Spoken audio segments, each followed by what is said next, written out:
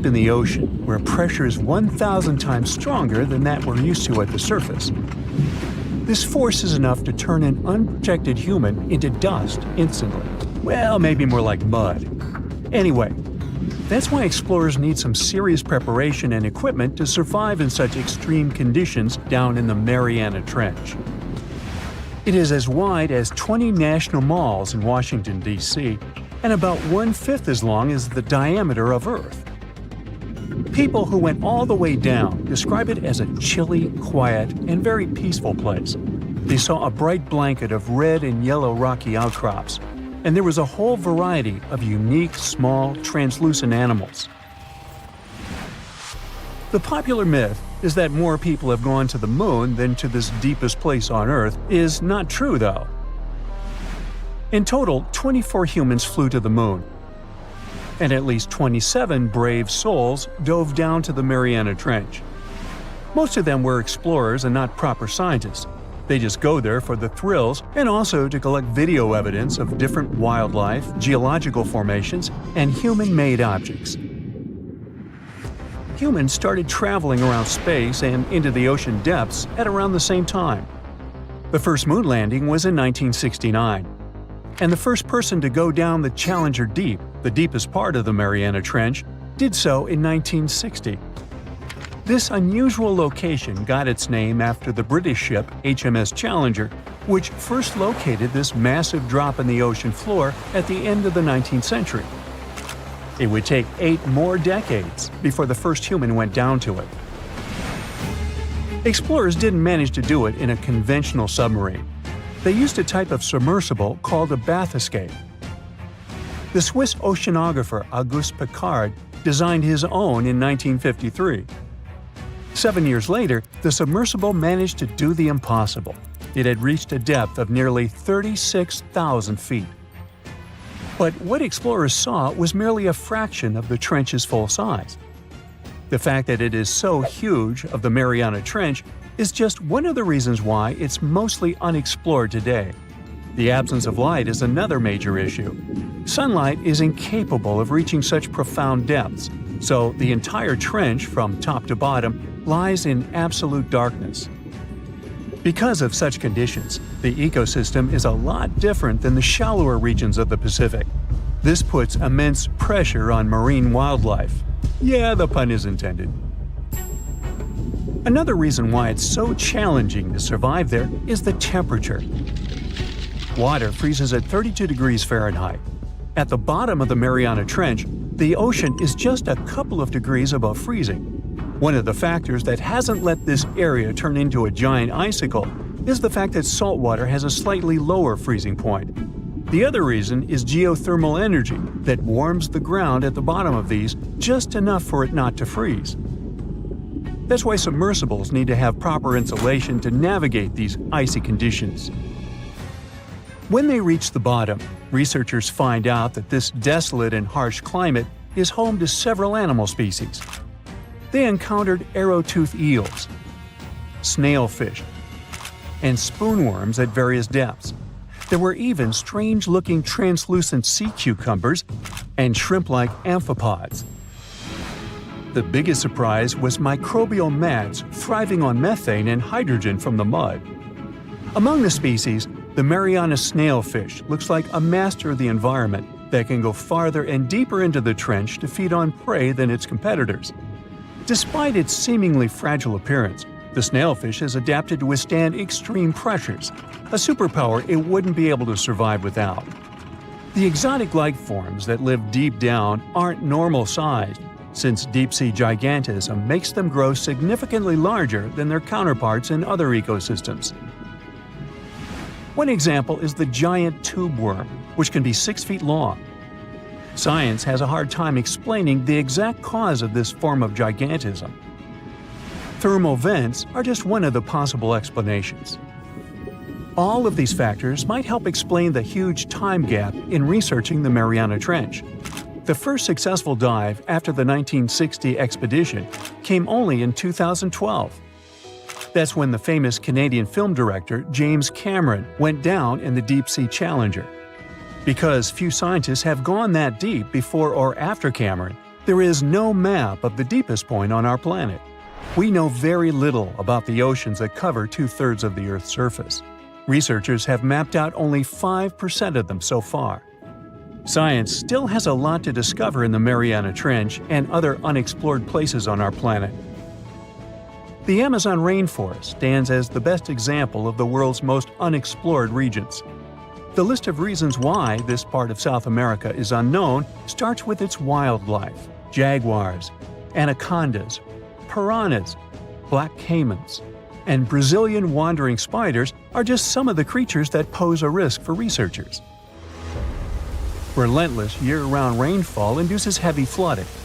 Add to all this some treacherous river currents, and you can see why scientists have mapped such a small percentage of the Amazon to date. In just one region of Brazil, near Peru, there are at least 14 tribes that have never had contact with the outside world. The national authorities intend to keep it that way. Isolation of these indigenous people is the best way to protect their future. The same goes for a remote island in the Indian Ocean. After the tragic tsunami of 2004, helicopters flew over North Sentinel Island to make sure its inhabitants were alive and well. Meanwhile, the Sentinelese weren't thrilled. They took up bows and arrows to drive away the unwanted visitors. This tribe is one of the last uncontacted tribes on Earth. Although anthropologists and filmmakers visited the island in the late 1960s, we still don't know much about its indigenous population. It sits a long way off any shipping lanes in the Bay of Bengal. North Sentinel has no natural harbor, and it's surrounded by a shallow reef. This makes access to the island possible only by boat. The Indian officials who lay claim to the island have prohibited outsiders from visiting the island for safety reasons. The estimates on how many people inhabit the island vary significantly, from as few as 15 to as many as 500. The island is not tiny. It's about 5 times as big as London's Heathrow Airport. Apart from occasional contact during the past 2 centuries, the Sentinelese must have been isolated for a long time. They are related to other indigenous groups in the Andaman Islands, but their neighbors cannot understand a word of their language. The continent of Antarctica has no permanent human settlements at all. The only people who periodically live there are international scientists. This vast expanse of ice and snow, roughly the size of the United States and Mexico combined, still has many regions where humans haven't set foot. Satellite imagery and photos that NASA's aircraft made from the air have mapped out the entire continent. So we know where to go, but it's not that easy. The reason for this are all the adjectives that go with Antarctica. It is the coldest, windiest, driest, and brightest of the 7 continents.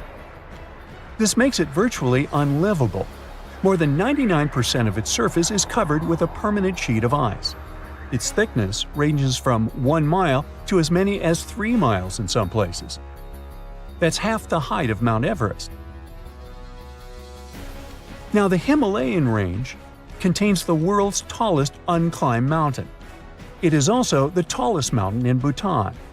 In the local language, the mountain's name translates as White Peak of the 3 spiritual brothers. Out of respect for the spiritual beliefs of the local population, national authorities restricted and then completely banned mountaineering at the beginning of the 21st century. To this day, there is no evidence that any climber has ever managed to successfully reach the summit of this mysterious mountain. In 2003, while following a grouper that suddenly disappeared below the waves in Chetumal Bay, Mexico, a lone fisherman discovered a mysterious hole hidden from sight. More than a decade later, his son returned with researchers to take a closer look. They started measuring. 100 feet, 160 feet, 425 feet. Still no bottom. As instruments descended into the dark, still water, the readings grew stranger. Warm, salty water where it shouldn't be. Currents rising from the darkness below. The latest readings showed over 1,372 feet and still no end in sight. Quiet, deep, and dangerous. It's Taam Ja, the latest and officially the deepest known blue hole on Earth. and it might be hiding something never seen before. Nature takes its time. Over thousands, sometimes millions of years, water slowly carves through underground rock.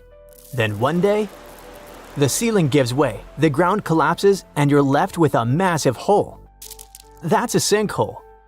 Blue holes are just ancient sinkholes that filled with water as sea levels rose long ago. From above, they look like dark circular shadows, much darker than the water around them. All because they're super deep and sunlight can hardly reach the bottom. Some go hundreds of feet down and are almost perfectly vertical. Cut off from ocean currents, they create still, isolated environments that scientists are still trying to figure out. So, what makes Taam Ja unusual? Well, most famous blue holes like the Great Blue Hole in Belize are impossible to miss. You can spot them from a satellite. Taam Ja, on the other hand, is practically invisible. Like nature did its best to conceal it on purpose. Even with a drone flying right above it, it's barely noticeable. That's one reason it stayed hidden for so long. However, the true mystery became apparent after the researchers had done their initial scanning. In December 2023, scientists decided to explore the depths of Taam Ja by lowering something called a CTD profiler, which measures conductivity, temperature, and depth. As it went past 1,312 feet, they discovered something curious. Instead of cooling down, the water suddenly got warmer. It also became noticeably saltier, with readings that matched the open Caribbean Sea. But wait, Chetumal Bay is already part of the Caribbean, so what's the big deal? Well, Taam Ja is tucked far into the bay, and its depth is unusual for such a calm, protected environment. What surprises scientists is that water deep inside the sinkhole has the same temperature and salinity as the open ocean, even though it's cut off from it horizontally. What this means is that there could be subterranean tunnels or fractures connecting the deep hole to open seawater, not through the surface, but beneath the rock. Kind of like a secret pipe network, possibly dating back to the time of asteroid impacts. Taam Ja is located near the Chicxulub crater. It's where 66 million years ago, a giant meteor slammed into what is now the Yucatan Peninsula. It's widely believed to have caused a mass extinction event that wiped out dinosaurs. The asteroid didn't create Taam Ja, but it may have fractured the foundation, potentially making it easier for caves, tunnels, and eventually blue holes to form. Some speculate that these underwater connections could extend to other blue holes and hidden springs nearby. However, exploring Taam Ja is not just about maps and underwater tunnels. During the first expedition, researchers saw something strange. The water above Taam Ja was calm, while the rest of the bay had chaotic waves. Then, from the center of the hole, water started to rise upward, like a hidden spring gently exhaling. Not a geyser, not a splash, just a slow, steady surge, like something beneath had moved and pushed the water up. The fact that this happened only once made the following exploration intimidating for divers. They said that diving felt like encountering a living entity that moved and interacted with them in an intriguing and mystifying way. When you've got a place that deep, that dark, and completely cut off from the rest of the ocean, it's a door to the unknown. While it's probably too tight for the Lovecraftian sea gods to fit in there, it's not impossible that there could be species that no one's ever seen before, maybe even dangerous.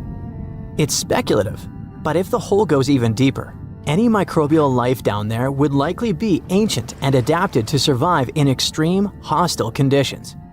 It doesn't have to be some scary sea creature. Even tiny, unfamiliar organisms could disrupt modern ecosystems if disturbed or released. There might be water from prehistoric times or something left behind from the asteroid impact that wiped out dinosaurs. This place might be hiding an entire ecosystem that's been sealed off for literally ages. And that matters because if life can survive in such a strange sealed-off place, it might survive in similar environments on moons like Europa or Enceladus. Also, some blue holes, like the Great Blue Hole, contain nasty stuff like clouds of toxic gas that can eat through equipment and even burn your skin. No wonder that divers felt like they were exploring something alive. Now, if you're wondering whether you can rent diving gear and actually go and explore this hole, the answer is no. Basic scuba gear requires certifications. Even dive shops won't rent to uncertified individuals, especially not for places like this. But even if certified, recreational divers can only reach a depth of about 130 feet. Going deeper takes special training, equipment, and a lot of caution. Even professionals rarely go beyond 1,000 feet, and when they do, it's with complicated, risky setups. At these depths, water pressure becomes a major obstacle, enough to crush most equipment not built specifically for it. So for now, Taam Ja remains a mystery that's impossible to uncover while diving. The next stop is most likely sending an ROV, a remotely operated submarine equipped with cameras, arms, and sensors. It can go much deeper than any diver and stay down there longer. ROVs could help uncover layers of fossils, strange chemical zones, and even clues about past climate change. In most of the blue holes, it's possible to find life, sponges, corals, or fish. But the deeper you go, the more oxygen levels drop, which makes it hard for organisms to survive, even though some microbes live there. Among the few creatures found, there are shelled single-celled organisms called foraminifera and tiny worm-like nematodes. It's precisely because of these microscopic animals that we speculate that if life can make it in Taam Ja's dark, salty, oxygen-free waters, maybe the same is true for other watery worlds. However, despite the enthusiasm around it, Taam Ja is almost unnervingly empty and devoid of larger life. Even near the upper layers where oxygen levels are decent, no fish, no crustaceans, not even a tiny shrimp have been observed. Just tiny organisms invisible to the unaided eye. No bikini bottom, but to be fair, we haven't reached the bottom yet. Which brings us to the speculation. Is it possible that ROVs will never reach the ocean floor? The hole might be deeper than we expect or shaped in a way that makes it hard for our equipment to get accurate readings. It might have side tunnels, ledges, or twists that throw things off. It could also be that the walls are too unstable or the pressure and water chemistry mess with the sensors. In a way, it's like playing an underwater level in slow motion with a robot that can grab things and get damaged. Thankfully, scientists have other options. They can use underwater drones that work on their own, drop cameras that record as they sink, or map the hole from above using sonar. There's more than one way to check its depths. Even with all our technology, there are still places on Earth we haven't explored. We've actually mapped more of Mars than the ocean floor. Spacecraft can scan the entire planet while seafloor mapping is slow, costly, and limited by darkness and pressure. Still, Taam Ja holds the record for the world's deepest blue hole, for now.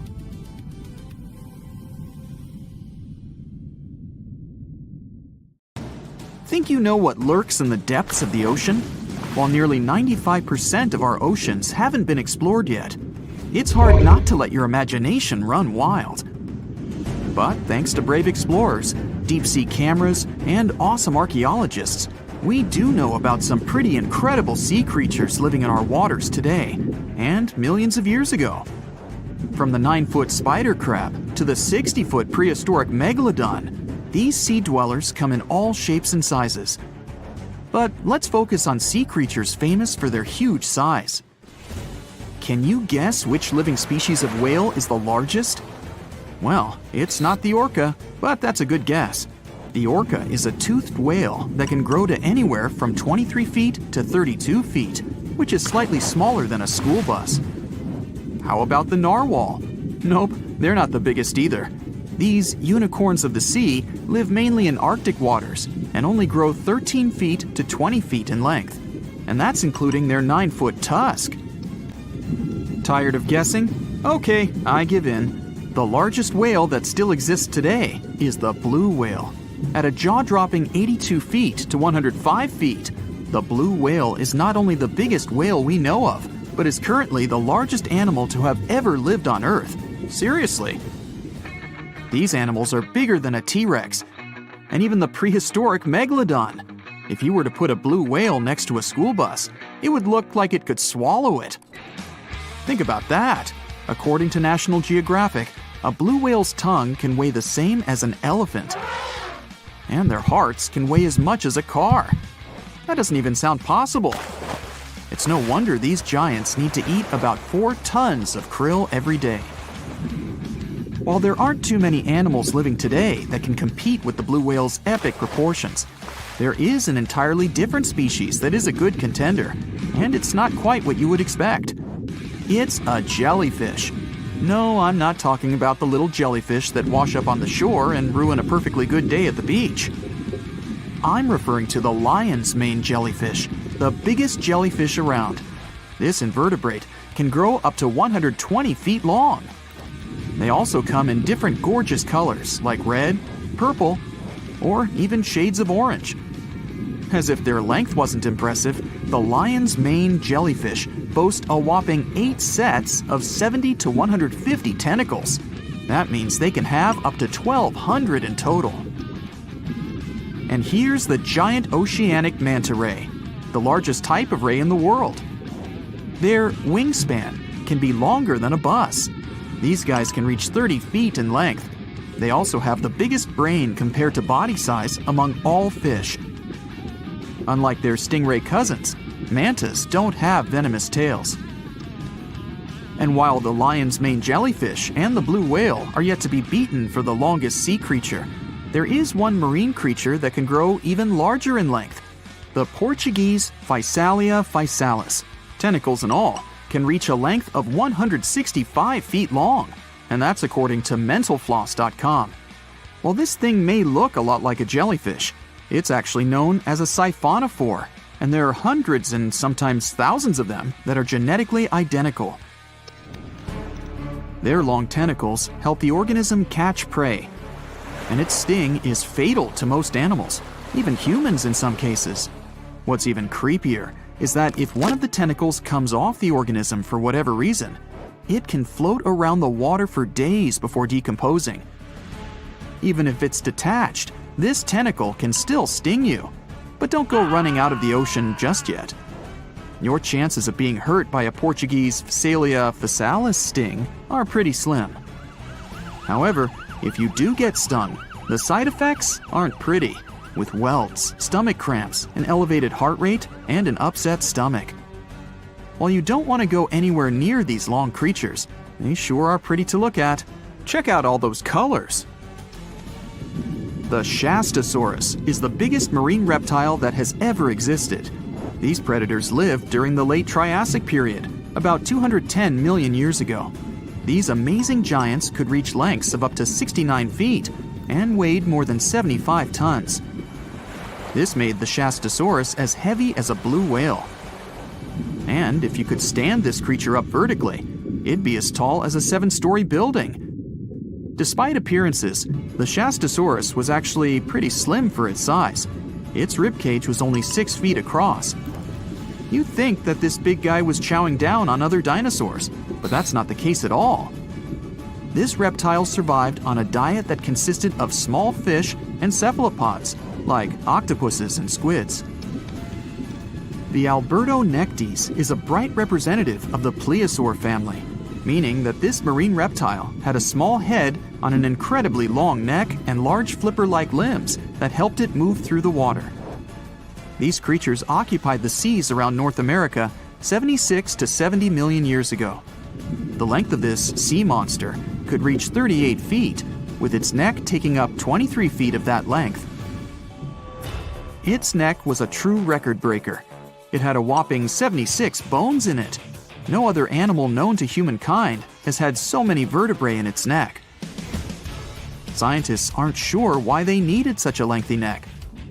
They might have used it to collect shellfish off the seabed, or perhaps it helped them capture their main prey, fish and squids. This aquatic reptile also had gastroliths in its stomachs. Some of them were as big as 5.5 inches in diameter. The Tylosaurus belonged to the Mosasaur family. It dominated the shallow seas of North America about 85 to 80 million years ago. This was an enormous predator, with the biggest representatives reaching 45 feet in length. It had a narrow hydrodynamic body with a blunt, powerful head that the animal used to ram and stun its prey. Its body was equipped with agile flippers and a long tail decorated with a maneuverable fin. The Tylosaurus was a carnivore, and its diet included not only fish, turtles, and small sharks, but also other mosasaurs, plesiosaurs, and flightless birds. Meet Ophthalmosaurus. This prehistoric reptile thrived during the late Jurassic period and lived in oceans all over the world. Ophthalmosaurus weighed somewhere around 6,000 pounds and grew to approximately 16 feet long, according to newdinosaurs.com. That's about the same length as the beluga whale that exists today. It's too bad these guys went extinct before we had a chance to see them ourselves, as their cartoonish wide eyes and dolphin-like features are pretty darn cute. Of course, the Ophthalmosaurus evolved over time to become ophthalmologists, or eye doctors that we know today. No, that's just a lie. Just testing you. The Mosasaurus is a truly gigantic predator that dominated the seas all over the world about 66 million years ago. According to fossil evidence, some specimens could be more than 50 feet in length. This fact makes the Mosasaurus the biggest marine carnivore of its time. One of the most terrifying things about this creature was its crocodile-like head, decorated with literally hundreds of razor-sharp teeth, neatly organized in 2 rows on both jaws. The thing is that it was pretty challenging for the Mosasaurus to grab its prey in the water. That's why it had all these teeth, plus something special: pterygoid teeth anchored to the bones on the roof of its mouth. This made hunting and holding onto its prey much easier. The Styxosaurus belonged to the plesiosaur family and lived during the late Cretaceous period, around 85 to 70 million years ago. Upon first glance at this dinosaur, you might mistake it for a sea snake, and it'd be an honest mistake. Styxosauruses were about 35 feet in length, but over 16 feet of that consisted just of their long snake-like neck. They had a comparatively small body and weighed approximately 4 tons. Their mouths were full of razor-sharp cone-shaped teeth that they used to catch fish. They didn't need to chew their prey, thanks to the 200 small stones called gastroliths in their bellies that probably aided in digestion. At the same time, some scientists believe that the Styxosaurus used these stones to sink to the ocean bottom in search of particular types of fish. Looks kinda like Nessie to me. The stonefish. Stonefish aren't going to win any beauty contests, unless the pageant is for best rock lookalike. Their tiny unreflective eyes and rough skin blend in perfectly with their environment. A large head, an even bigger mouth, and a home full of, it's rocks. And just because you're on the beach doesn't mean you're safe. Stonefish can survive for 24 hours out of the water. Stepping on one or even handling one won't be that fun. Their dorsal fin spines have extremely strong venom. It shoots out when they get stepped on, and it can lead to paralysis or even heart failure. You'll need help fast. No wonder they're one of the most dangerous creatures in the water, or anywhere. Be careful when scrambling around rocky areas. They love to play hide and seek. The deep-sea dragonfish. If there were a prize for the most hideous fish in the ocean, the deep-sea dragonfish would win. With slimy, scaleless skin, massive teeth, and a face only a mother could love, this bad boy of the sea is nothing to mess with. It likes to swim between 700 feet and 6,000 feet below the surface of the ocean, where the waters are the darkest and coldest. Along with some other creatures on this list, the deep-sea dragonfish relies on its bioluminescent body parts to catch prey. It also uses its hanging appendage, which boasts a little red light on the end, coming out from its lower jaw. Many fish mistake this little light for prey, luring them right into the jaws of the deep-sea dragonfish. Very clever dragonfish. Very clever indeed. The Fangtooth. The Mariana Trench is an underwater trench with a depth of 35,000 feet, nearly 7 miles below the ocean's surface. Let that sink in. While scientists know the Mariana Trench exists, it's one of the least explored places on Earth. It's also the deepest area of Earth's oceans. And although many creatures down there probably haven't even been seen by humans yet, scientists have had the creepy pleasure of getting to know the Fangtooth. The Fangtooth fish shamelessly lives up to its name. Just look at that thing. The Fangtooth is carnivorous and feeds on just about anything it can find that gets caught in its sharp-toothed mouth. These fish rely on their contact chemoreception to find prey. In other words, they can sense chemical residue that comes off of other living organisms in the deep sea. This is because they don't have any light-producing cells on their bodies, unlike many other deep-sea fish. On top of all that, it's pretty dark down there, so whatever crosses their path, they chomp on. While these guys look pretty scary, they're not a threat to humans. They only grow about 7 inches long. Even so, I wouldn't want to run into one of these things during a relaxing swim in the ocean. The Dunkelosseus. Strangely enough, this prehistoric fish, known as the T-Rex of the seas, had no teeth.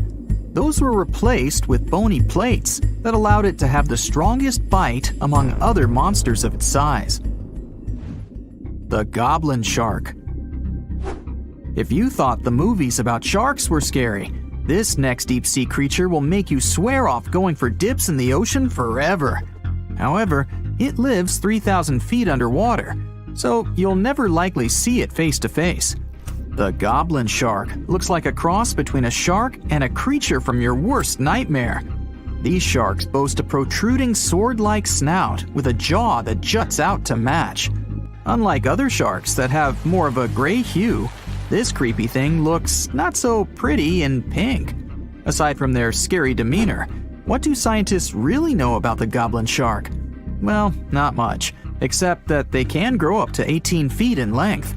Looks like there's still a lot to learn about these guys, if you dare to. By the way, did you know that sharks don't sleep? Many species have to keep water moving over their gills to get oxygen, so they can't fall into a deep sleep like we do. That's why they stay half awake during rest.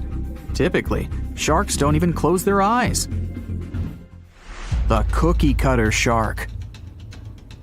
This shark is a living horror, with lower teeth being big and sharp, while the upper ones are much smaller. When its teeth fall off, the shark eats them to maintain calcium levels. Pretty smart solution for a shark. The frilled shark. Studying the frilled shark is like looking through a portal back to prehistoric times. That's because scientists think that these eel-like sharks haven't changed much since their oldest ancestors roamed the deep sea waters, so they're sometimes referred to as living fossils. These sharks' mouths are filled with a terrifying 25 rows of backward-facing sharp teeth, 300 in total. They're designed to grasp prey and hold them tight so they can't get away, according to early studies of the shark conducted in 1884 and published in the Bulletin of the Essex Institute. Luckily for swimmers, the frilled sharks live between 390 feet and 4,200 feet below the ocean's surface, so they'll probably never run into them.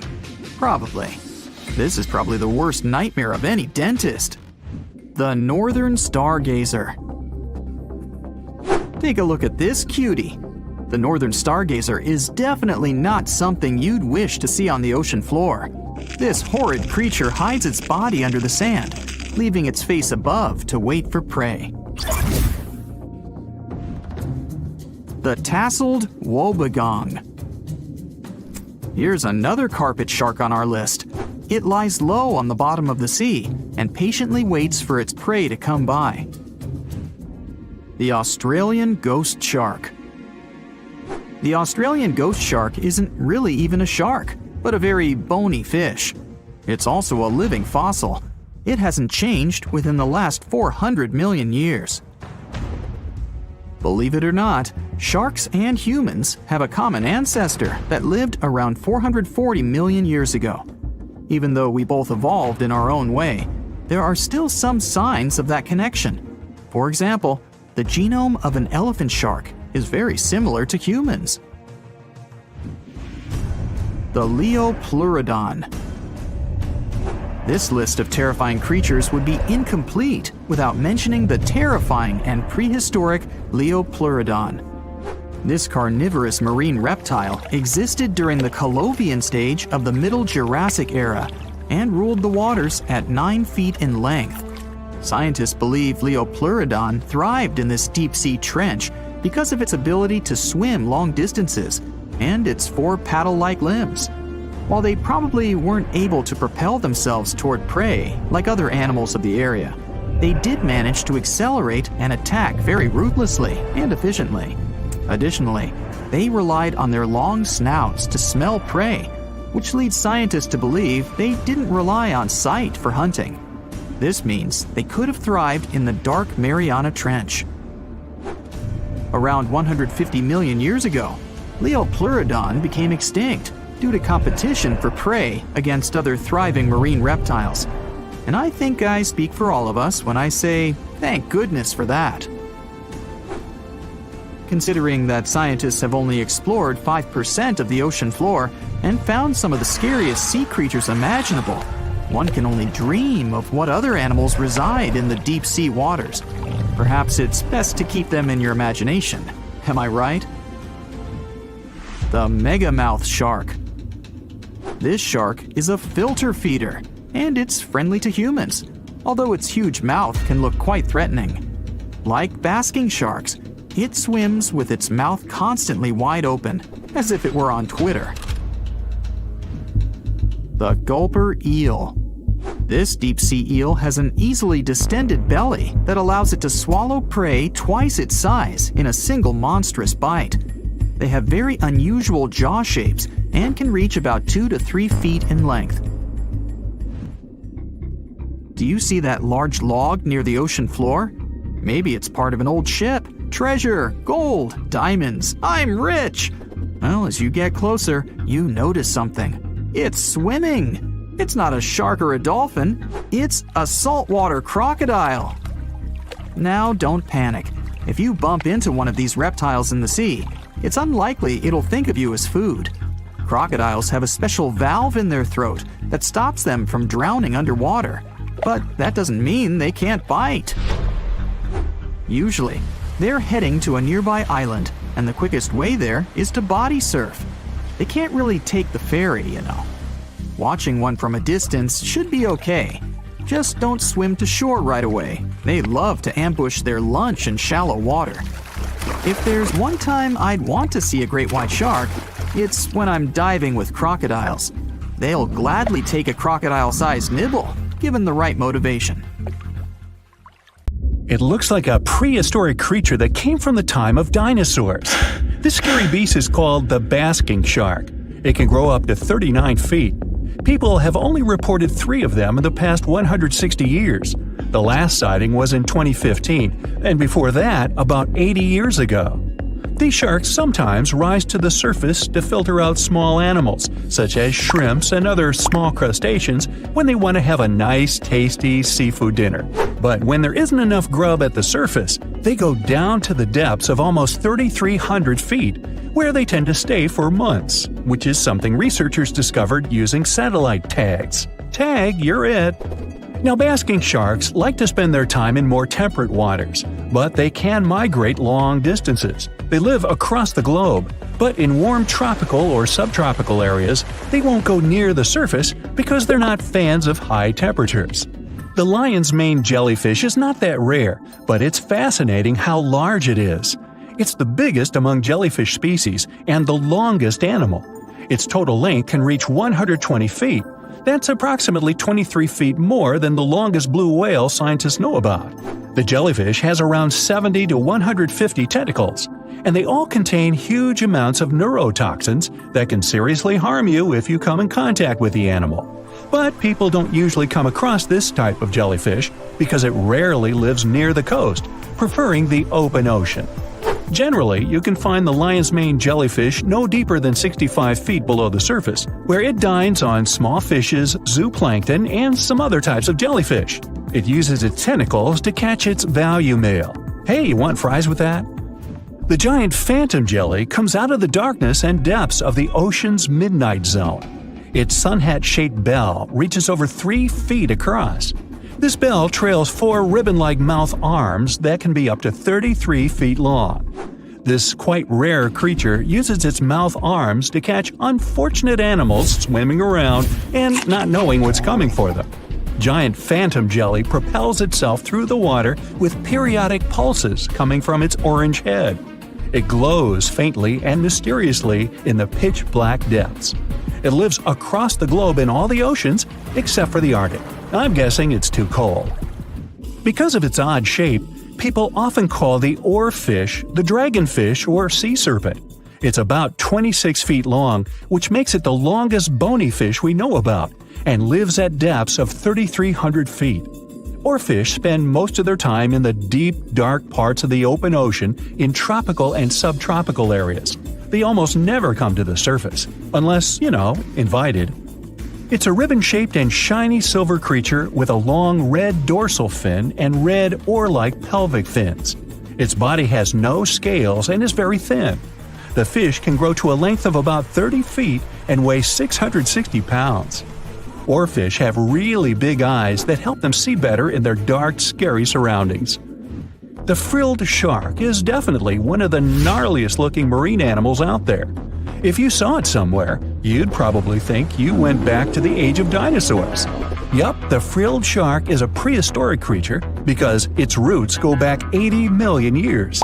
This living fossil can grow to be 7 feet long. It got its name from its frilly gills. Even though frilled sharks have the shark part in their name, they swim similar to an eel in a distinctly serpentine way. Its mouth is terrifying. Similar to the maw of the great white shark, it has 300 trident-shaped teeth lined in 25 rows. Hey, come a little closer, huh? Researchers discovered this creature in the 19th century, but people rarely see it, and no wonder. It usually lives at depths of between 390 and 4,200 feet. Most of the time, the frilled shark feeds on squid, swallowing them whole. Its long jaws allowed the frilled shark to gape extra wide and swallow animals half as long as its entire body. Goblin sharks are very rare. Researchers have spotted fewer than 50 of them in more than 120 years. But maybe that's for the best, since we're talking about a pretty scary fella with a narrow snout and sharp teeth. It's also capable of thrusting its entire jaw outward when it wants to catch something. Sounds familiar. As it's lurking through the dark depths of the ocean, a goblin shark sees a small squid that looks quite yummy. The dangerous animal inches toward the squid. When the poor creature notices the predator, it tries to dart away, but it's too late. The shark has already thrust its jaw the whole 3 inches out of its mouth. This jaw is connected to the flaps of skin the shark can unfold. This helps a lot because the goblin shark is a sluggish animal, so it's pretty hard for it to chase its food. After finishing its lunch, the goblin shark puts its jaw back in its mouth and swims away as if nothing's happened. Goblin sharks mostly live at the bottom of the ocean.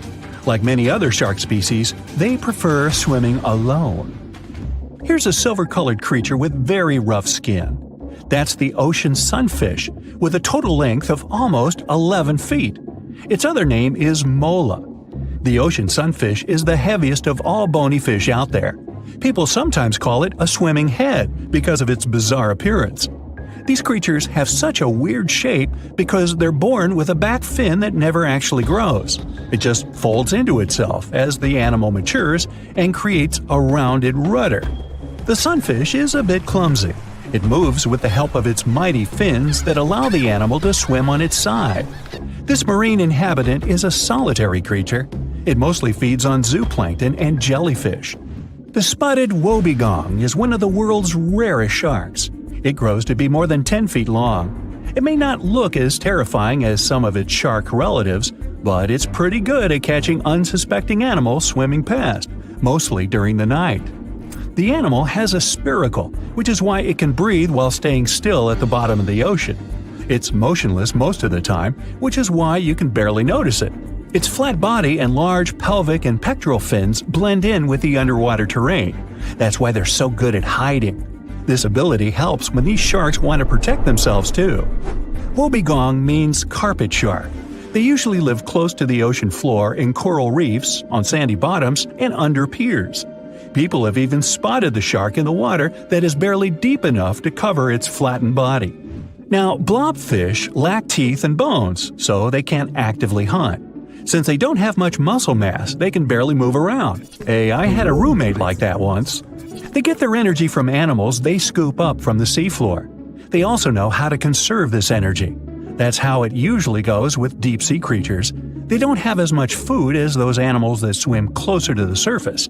Instead, they have special body mechanisms that allow them to save energy for the times when they don't have much to eat. Pressure at the depths where the blobfish lives is 120 times as high as that at the surface. That's why the bizarre creature looks like a weird gelatinous mass only when you bring it up to the surface. The pressure here is not strong enough to keep its body together. Hey, breaking up is hard to do. The white margin stargazer could compete with the blobfish for the title of the ugliest animal in the sea, don't you think? Now, this animal has eyes on the top of its head, together with an upward-facing mouth which the creature uses to hide itself in the sand. That's where it spends most of its time, with only its eyes protruding from the sand. It chills this way until some small animal passes by. It can lunge at its target incredibly quickly, literally within milliseconds. This creates a vacuum in the water that pulls in a crab, fish, or some other small, unfortunate animal. Another tactic involves venom. This fish has a venomous spine in its shoulder blade that helps with catching other animals and defending itself against enemies. Even though it's not related to the electric eel, the white margin stargazer can generate an electric shock as powerful as 50 volts. Ow! So, a mysterious discovery was made deep in the Red Sea, the so-called death pools. Woo, that's scary. In 2020, researchers embarked on a dive into the Red Sea. The mission spot was in the Gulf of Aqaba, between Saudi Arabia and Egypt. Near the end of their expedition, as they ventured deeper into the darkening waters, they noticed some strange seaweed floating above the seafloor. They decided to use a remotely operated vehicle and investigate it. Suddenly, they discovered these strange, motionless lakes of water within the sea. These are called brine pools. They're basically pockets of salty water deep on the ocean floor. And when I say salty, I mean it. Sometimes they're up to 8 times saltier than the ocean water itself. Mysteriously, they don't mix well with the surroundings. They formed millions of years ago, sometime during the Miocene epoch, back when weird creatures roamed the earth, like me, and deeply buried mineral deposits dissolved into the water. The largest pool spans about 170,000 square feet. Meanwhile, 3 smaller ones are under 107 square feet each. At first, this discovery didn't seem that scary. But here's why they're so horrifying. Not only are they disgustingly salty, they also lack oxygen. Now hold on a sec, isn't that normal for something that's underwater?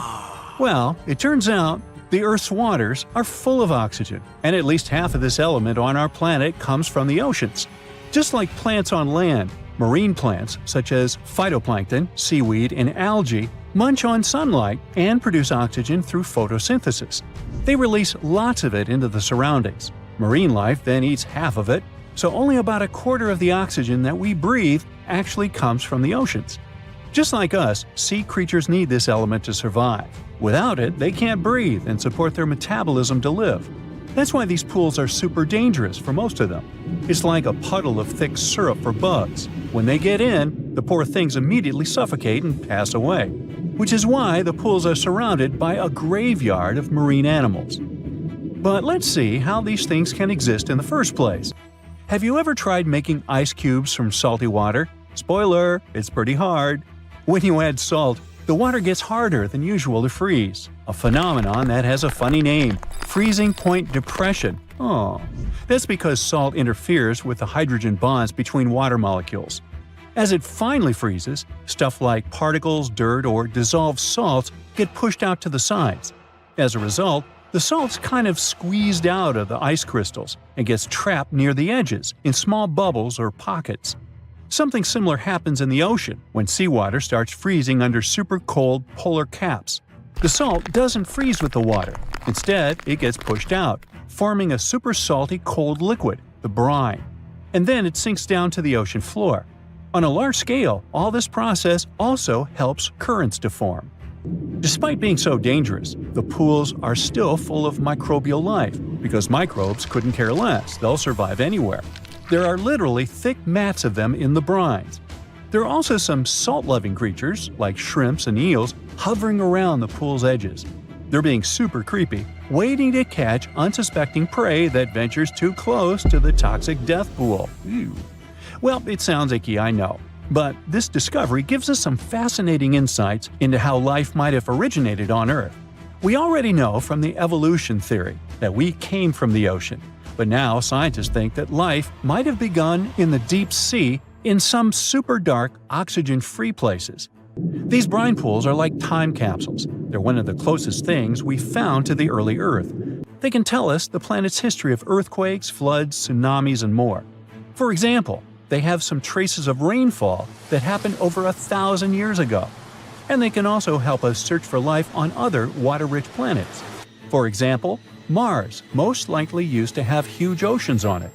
Now, NASA scientists want to send a special instrument called HABIT for a special red planet mission to study things similar to our brine pools. This will tell us more about how life appears and survives in the universe. There is lots of unexplored fascinating stuff like this in the Red Sea. That's why scientists conducted the so-called Decade Expedition and spent around 5 months exploring the place.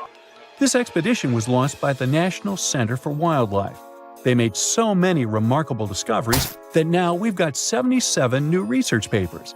For example, they found over 10 blue holes, incredible underwater sinkholes that host unique ecosystems. They also learned that dolphins can use those blue holes to protect their young from predators.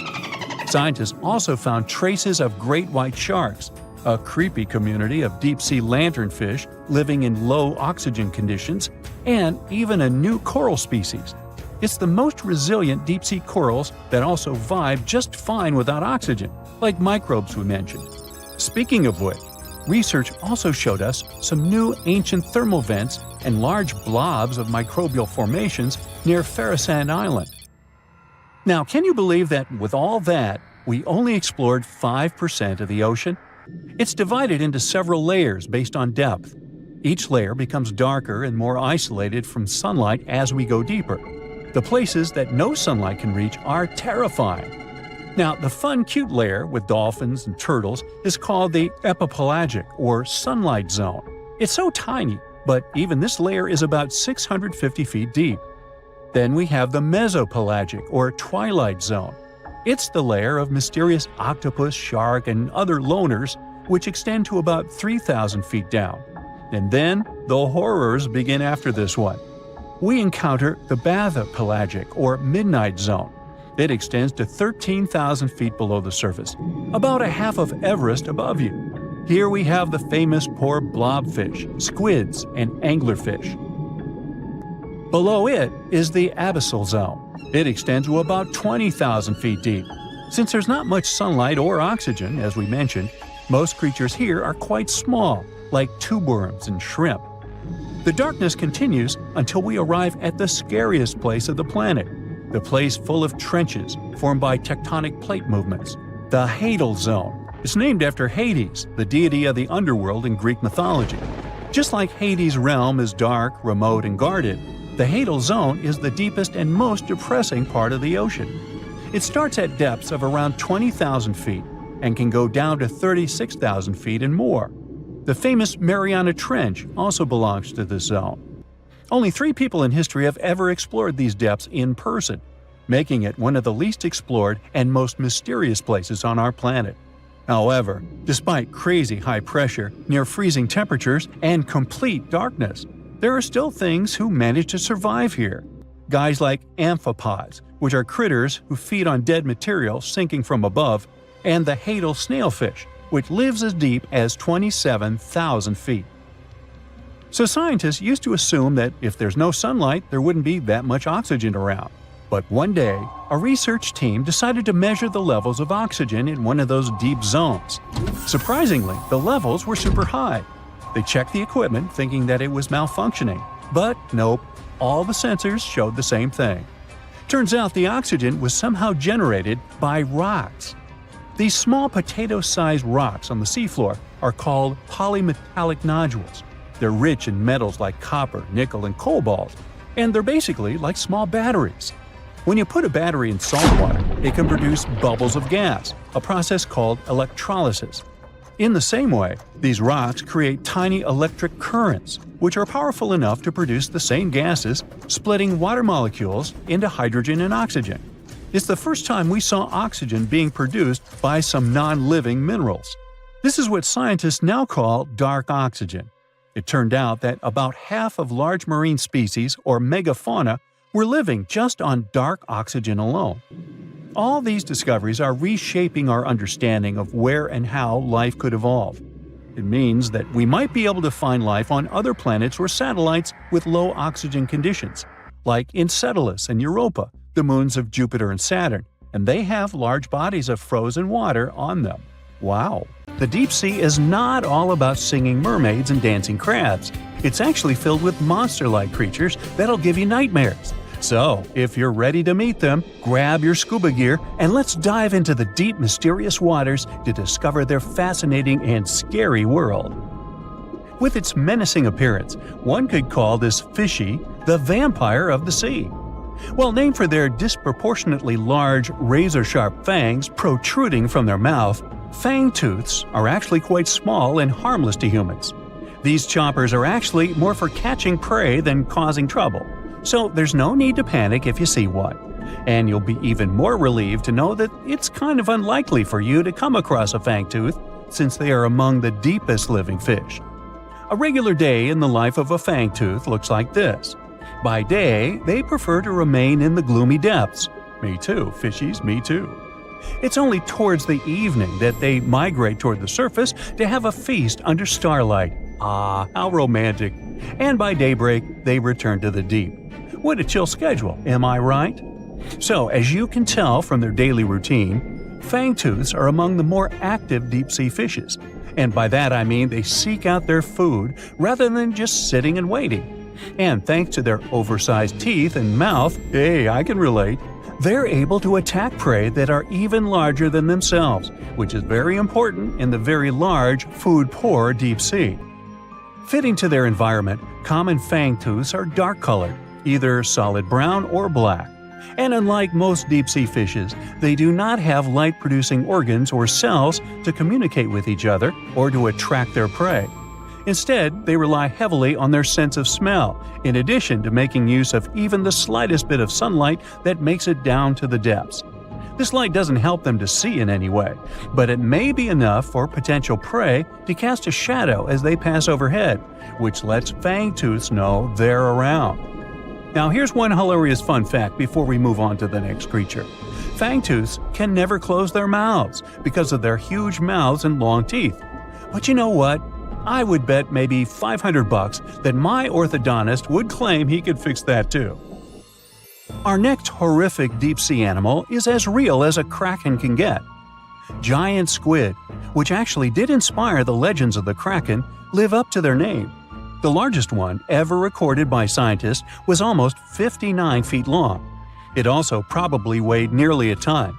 You would think such a massive animal wouldn't be hard to miss, but since giant squid live deep underwater, they are difficult to come by. Giant squid, along with their cousin, the colossal squid, yep, they are different, have the largest eyes in the animal kingdom. They're somewhere around 10 inches in diameter. In other words, they are around the size of dinner plates. Peekaboo!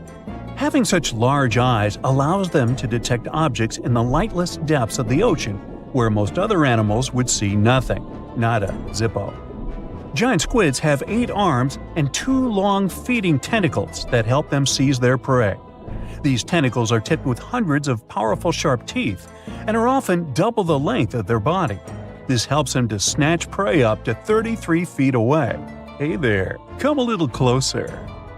Most of what we know about giant squids come from those that floated to the surface and were found by fishermen. After years of research, it was only in 2012 that a group of scientists were able to successfully film a giant squid in its natural habitat for the first time. Yet again, the giant squid continues to remain largely a mystery due to their inhospitable deep-sea habitat. And maybe they're shy. Speaking of squids, this species is basically the space creature of the ocean. So, it's only been about 20 years since the big fin squid family was officially described by scientists. And there are still plenty of facts about them that are yet to be discovered.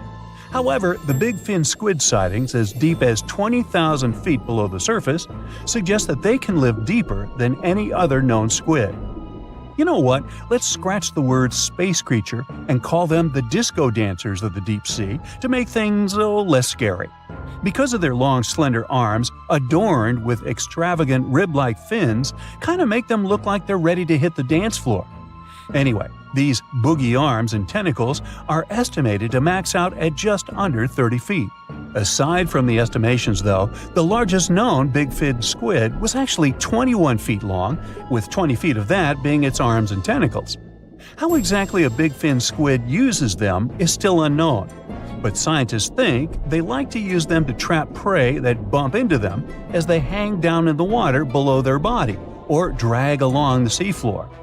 There are only around a dozen confirmed big fin squid sightings worldwide, so you can just relax, because the chances of you getting hugged by a big fin squid are close to impossible. But I can't guarantee anything regarding your nightmares. Now, these are not one of your regular Jaws sharks. Let's start with the most strange fact about a frilled shark. It's considered a living fossil because of its primitive anatomic traits. That actually makes more sense once you learn that this species has been around for 80-some million years. So I have both good news and bad news. Frilled sharks live in the open ocean and spend much of their time in deep, dark waters far below the surface. However, they do feed at the surface of the ocean at night. When hunting food, they move like an eel, bending and lunging to capture their prey. And they can actually swallow it as whole, even if it is larger than their own size. This is all thanks to their long and flexible jaws, which are equipped with 300 recurved needle-like teeth. Okay, I am somewhat freaked out now. Unlike the rest of the deep-sea creatures I've talked about, frilled sharks might sometimes accidentally get caught in nets. So if fishing is your thing, beware. This telescope won't help you see the stars and the planets. With its protruding eyes and elongated body, this little swimmer looks like it's wearing a pair of underwater binoculars, hence the name the telescope fish. Found in cold, deep tropical to subtropical waters worldwide, they're known to be the species that undergoes one of the most drastic transformations in fishes. When the first larva was described in 1954, it was believed to be a new species rather than the larva of a telescope fish that were known to science since 1901. Despite the fact that they are only around 6 to 8 inches long, they're able to latch onto snacks that are bigger than their own size. That is thanks to their massive and highly stretching jaws, making up most of the size of their head. These large prey are then folded in half to fit in their expandable stomach. In 1925, scientists found a 5.5-inch long fish inside the stomach of a 3-inch long telescope fish, which they described as neatly folded. Despite all this, their cylindrical tube-shaped eyes are still the most fascinating and bizarre features of telescope fishes. Their specific shape increases light collection to help them detect their prey's weak bioluminescence even from a distance. But although their eyes are good for seeing things in the twilight, they're especially great at seeing silhouettes from below. That's why they orient themselves vertically in the water. Now, I have to admit they look kind of cute if you ask me. Sort of like uglier versions of minions. Yeah, right? Wanna high-five a sea creature? Well, put your hand up for the Tasmanian red handfish. This fish doesn't swim like a fish. It walks. It uses its flipper-like hands to stroll around on the ocean floor. These bottom walkers are disturbed by swimmers and boats a lot. Some people even want to take them home as pets. I think it's better to just give them a wave and swim on by. The vampire squid. Its species name is Vampiroteuthis infernalis, which translates to vampire squid from hell. Oh yes, this vampire squid means to terrify everyone with its name, its dark red color, its spikes at the bottom, and the scary fact that it can basically turn itself inside out. The vampire squid loves putting on a good show, but it's as harmless as a kitten is to humans. It's as if Dracula scared the pants off you, but he didn't have blood-sucking fangs. The vampire squid feeds on food particles from plants and animal matter floating near the ocean's surface. Since they're not predators, they need good defensive strategies, and their vampiric look is designed to ward off large creatures who want to eat them. Turning themselves inside out is a defensive mechanism since the spiky areas in the inner skin are more intimidating. They also shoot out a substance that does not have color, but is packed with bioluminescent particles to distract predators. The vaquita. Going out on a boat off the coast of Mexico sounds like the perfect vacation. The sun, the blue water, the most endangered sea creature. Wait, what? The vaquita isn't dangerous, but don't expect it to stick around to say hello or sign any autographs. It's incredibly shy. This little cow, that's what it means in Spanish, is one tiny sea mammal. With those black markings around its eyes, it looks more like a sea panda to me. Seeing one should make you feel very special. They're on the brink of extinction, mostly because they got caught by accident in fishing nets. It's estimated that there's only 10 left in the wild. The blue dragon. This little creature looks like something out of a kid's fantasy movie. It's called the blue glaucus, casually referred to as the blue dragon or blue angel. It can be found in many places, the Atlantic, Pacific, and Indian Oceans. It's kind of a mollusk and it only grows to be about an inch long. What you think is the back is actually the mollusk's bright underbelly. It regularly floats on its back so that its blue colors help it camouflage with the water's waves. The blue dragon isn't just pretty, it's also smart. It usually feasts on Portuguese man-o'-wars, also known as Physalia physalis. The blue dragon stores their stinging cells for later use, in essence, stealing their defensive mechanisms. When the blue dragon is threatened, it releases those stinging cells it stored, directing them at an enemy to sting them with more power than the Portuguese man-o'-war would have been capable of. As they can store a huge amount of stinging cells, they can be a threat to humans. So, if you find one, don't pick it up. It's best to admire it from a distance. The barrel-eye fish. If you ever wanted to have Superman's X-ray vision, looking at the barrel-eye fish will make you feel like you gained that superpower at some point in your life without even realizing it. The barrel eye has a transparent head, so you can see how their eyes and brain look inside. This magnificent creature lives in the deep sea. This is the lowest level of the ocean, where strange creatures roam in near-freezing temperatures and constant darkness. They're exposed to water's pressure that's almost 1,000 times that of the surface. If the idea of the deep sea sends a shiver down your spine, stay tuned to learn about another of its creatures later on. The barrel-eye fish can be found in the Atlantic, Pacific, and Indian Oceans. You might be wondering, why oh why would a fish have a see-through head? And that would be a fair question. Since the species was discovered in 1939, it was believed that the fish's eyes were set to see straight ahead and couldn't move. So it was assumed that they had tunnel vision. Scientists Bruce Robinson and Kim Reisenbichler from the Monterey Bay Aquarium Research Institute recently discovered that the fish can move its eyes vertically to see through the top of its translucent head, thus noticing if there are predators or prey nearby. The transparent head also allows more light to enter so they can detect prey better. It's believed that the barrel-eye fish eats jellyfish and small fish species. If you dive in the ocean at night, you might be lucky enough to see how orange ball corallomorph blooms in the dark. But make sure to be quick because as soon as you turn on your flashlight to take a good look, it will retract its tubes back into itself. The Megalodon. The whale shark isn't the biggest shark known to humans. If the entire shark species were a kingdom, the prehistoric Megalodon would be the ruler of the sea.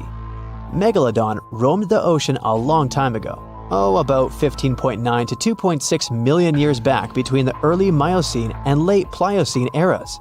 While they've long been extinct, people are still amazed to learn about these gigantic sea beasts.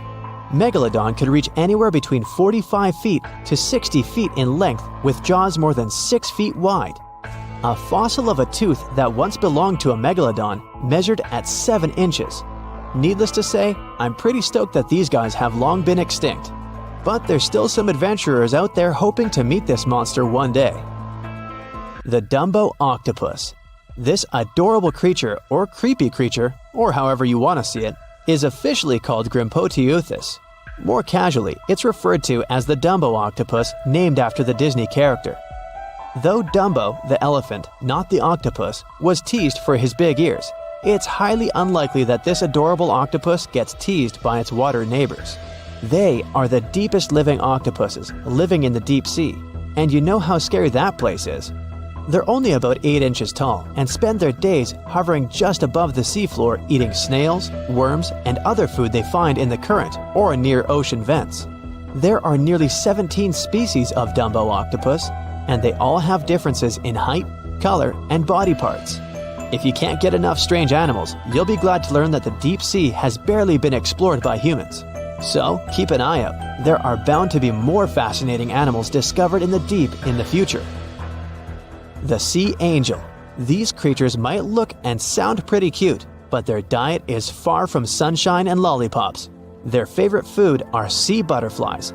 They lay mucus traps for them and wait in ambush. The squat anemone shrimp. This shrimp is tiny, only 0.5 inches. It's also known as a dancer shrimp because of its peculiar behavior. When agitated, it raises its bottom above its head and does a little dance. Divers also say it readily jumps on their hands and cleans them. The coconut crab. This guy may look pretty creepy, especially when the sun goes down. Mature coconut crabs are around 3 feet in length. Their preferred foods are coconuts, but they can also hunt down lizards and even large birds. The slender snipe eel. Slender snipe eel is a slim and long creature that's still a mystery for marine scientists. It's 4 feet long and it has at least 750 bones in its spine, which is much more than any other animal in the world. The sea pen. Sea pen is 7 feet long and it has a lot of varieties, but most of them look indeed like a pen or a quill. The similarity is even more striking when the animal has a water-filled bulb that anchors it to the floor.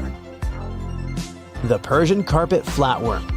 This creature looks indeed like a carpet, despite being very small by comparison. It's only 4 inches long, able to become both male and female.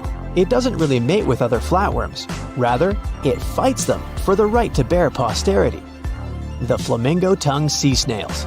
Tourists love these extraordinary snails for their pretty colors, thinking it's a shell, but in fact, the shell is quite dull and hidden underneath colorful soft tissues. They eat softer, toxic parts of corals and store their toxins to protect themselves. Most of the ocean is still shrouded in mystery, whether we're talking about dark corners or creatures that are hiding in the depths. But sometimes, it gives us a peek into scary things it hides in its cold, dark depths. Like when you hear on the news that there are some deep-sea creatures washed ashore after a powerful storm once again. Some just look weird, while others are real monsters that live at depths of more than 3,300 feet. The coldest and deepest parts of the ocean have created one specific phenomenon called gigantism. So, sea spiders, squids, worms, and many other animals, mostly invertebrates, or creatures without backbones, they're all way bigger and scarier than the versions we see in the more shallow areas. In the Pacific depths, you can see a sea sponge as large as a minivan. Or what about the colossal squid that lives in sub-Antarctic waters and is nearly 14 times longer than the arrow squid, a type that mostly lives in New Zealand? Researchers found many of these underwater monsters in the abyssal zone of the ocean. Back in 2021, the researchers showed images of the giant phantom jelly. It was at a depth of 3,200 feet. Its tentacles were 33 feet long. Wow, I wouldn't like to face that one on the beach. It probably eats only small fish and plankton. but it can swim to depths of more than 21,900 feet. And down there, this giant jelly doesn't have enough food. How does it survive then? Scientists haven't figured it out yet. And there are even more questions related to the giant squid, the biggest one ever found. This monster is 43 feet long, with a weight of nearly a ton. Imagine if those tentacles would grab your car, or something like that. They would smash it like it was a toy. There's no light in the abyssal zone. Sun rays just can't penetrate that deep. So there's no algae or underwater plants there. Local animals mostly eat snow. Marine snow is not like the regular one you build a snowman with. It consists of any small flakes or remains that fall from the surface of the ocean. Maybe even some leftovers that animals up there couldn't eat. So it's not much. But apparently, it's enough for very large creatures that hide deep down there, like giant squids. Squids that generally live at such depths don't bother going after their prey. They just wait until the poor animal swims right up to their long tentacles and falls into a trap. It may not be the best method ever, because not many animals will even swim into these dark, cold parts. But it's the method that saves energy. A giant squid eats only 1 ounce of fish daily, which is approximately 45 calories. That's nearly 50 times fewer calories than an average person should eat per day. So when a squid gets 1 fish, it saves it for a couple of days. I hope giant squids won't get the idea to go to the surface and look for food when there's not enough of it in the abyssal zone. And I hope even more that giant Greenland sharks won't get that same idea. You can find them at depths of up to 7,200 feet. They're twice as slow as we usually walk. They swim at a speed of 1.12 feet per second. Their slowness is part of the energy-saving mechanism that creatures down there need to survive. But they can speed up in the form of short bursts when they need to catch prey. But they kinda change their diet from predator to scavenger, considering their environment. There will be more leftovers falling from the surface than animals to go after. Greenland sharks grow just 0.4 inches per year, and they're mostly 20 feet long, which means they live for a very long time, sometimes up to 400 years. They also have a slow metabolism, and that's one of the main factors for their long life, too. Greenland sharks like to spend their time in cold waters. They're adapted to that, since their tissues have specific chemical compounds that prevent the forming of ice crystals all over their body. That means they have some sort of natural antifreeze. So what makes them so big? Scientists are still not sure, but some theories try to explain it. There's this thing called Kleiber's rule that says bigger animals tend to be more efficient. Just take a small fish and compare it to a whale with a mass hundreds of times bigger. The whale has a greater metabolism. It conserves energy more efficiently and loses less of it to the surroundings through heat. Moving on, bigger animals can ingest bigger prey. They're more likely to go through tough issues in their environment or defend themselves from predators going after them. Also, the body gets bigger when temperatures are lower. The Greenland shark is a perfect example. So are giant sea spiders. Sea spiders are generally common, and you find some very small ones at 0.04 inches. But in deeper parts of the Antarctic, they become 3-foot-long giants. They grow so big because the cold water has more oxygen. That way, more of it diffuses into the animal's body, and that allows it to grow bigger. Yeah, both as a creature and a nightmare. And how about this giant tubeworm? Researchers found it accidentally while they were exploring the mysteries of the Pacific Ocean floor. They stumbled upon unusual hydrothermal vents. Volcanic heat is a thing that gets them going. As water seeps down through faults or cracks in the rock, these vents change their direction. When the water gets out of the vent, it's rich in different minerals and chemicals. Most animals wouldn't survive being around this toxic soup of chemicals, but not these tubeworms. They came as a true surprise, because not only are they not bothered by these toxic vents and the almost boiling temperature of the water, but they developed entire ecosystems there. They're unique because they don't need sunlight to survive. Instead, small bacteria are their main source of energy. That bacteria gets their energy directly from these toxic chemicals. So it's not photosynthesis, but a process called chemosynthesis. And these tubeworms don't have mouths. These bacteria live inside them. Strange story, huh? Plus, these scary worms reach up to 8 feet. Giant isopods are no better either. They lurk at the depths of the ocean of 1,640 feet or more below, far away from the sunlight, looking like some monstrous wood lice. They spend most of their time on the seabed, hoping to find some food falling from higher levels of the ocean. Check out their small hooked claws at the ends of their legs. Isopods use them to remain more stable while moving around the ocean floor. Since there's no light, they have long antennae that help them feel their way around. These sensory antennas are about half the length of their body. Giant isopods have pretty big eyes compared to their body size too. They can grow over 12 inches from head to tail. And these fellas are really patient. Remember how we said animals down there rarely get food? Sometimes they need to wait for years to get a proper meal. That's why their metabolism is amazingly slow. 5 years later. They can go for 5 years without eating anything. Imagine that. I get hungry just talking about this.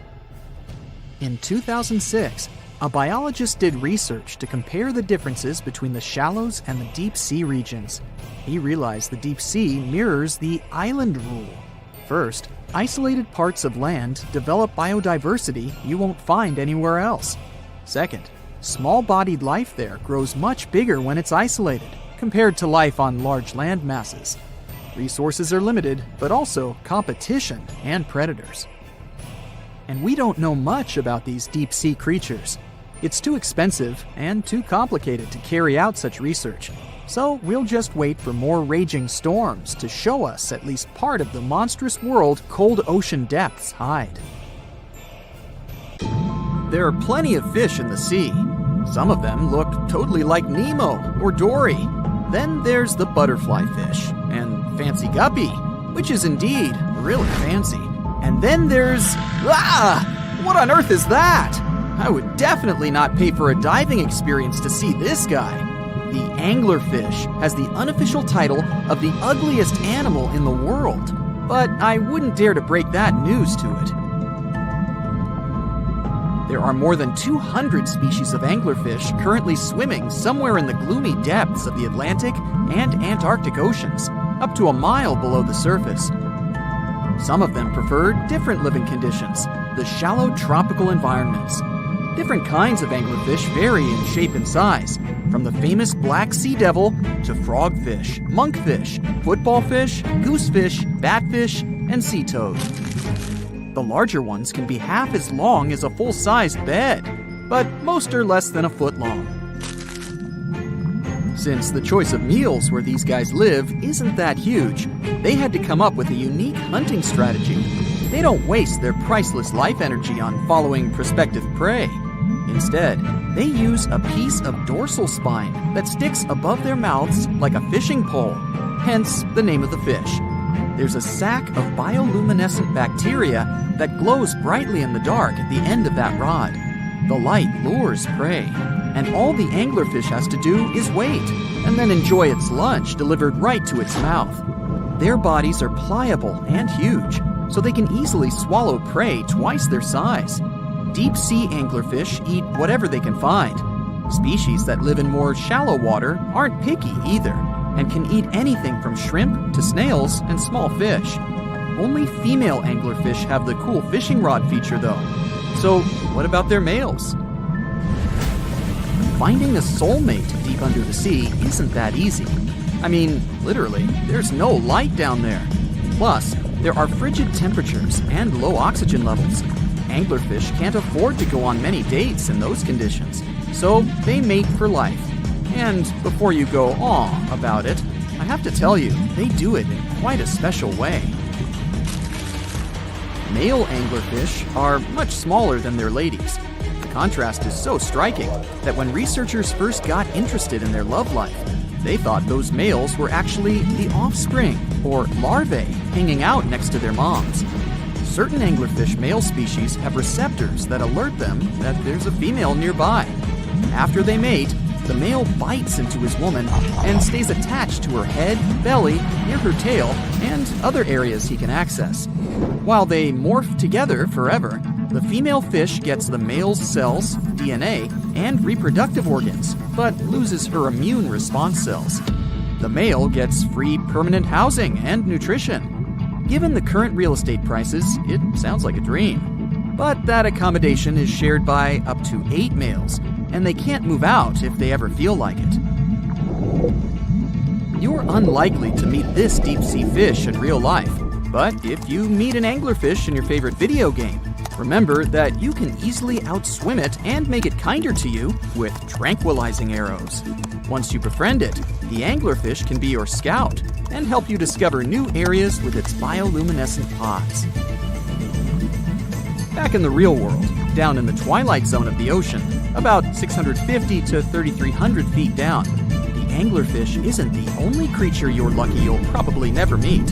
Many of the locals look like they come straight out of science fiction or horror movies, but that's because they had to adapt to this dark, deep world. I did my best to get you prepared for the creatures you're going to meet, starting with the common Fangtooth. They spend most of their lives deep down, but at night, they move toward the surface to snack. These guys are more active than most other deep-sea dwellers. They don't wait for food to come their way, but actually follow it, and then get it with their long, hungry teeth.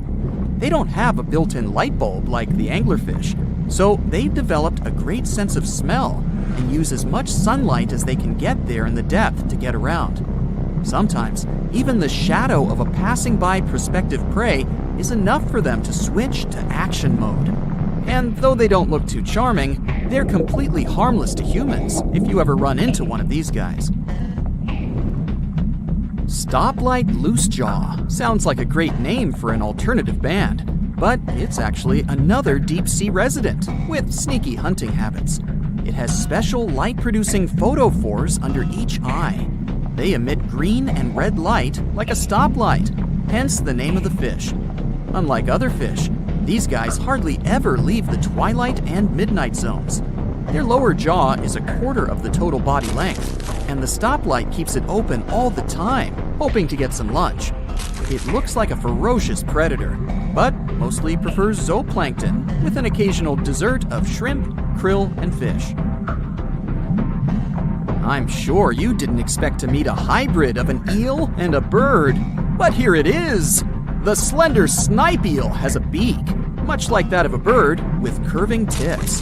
The beak is equipped with tiny hooked teeth that the eels use to catch the antennae of delicious shrimp.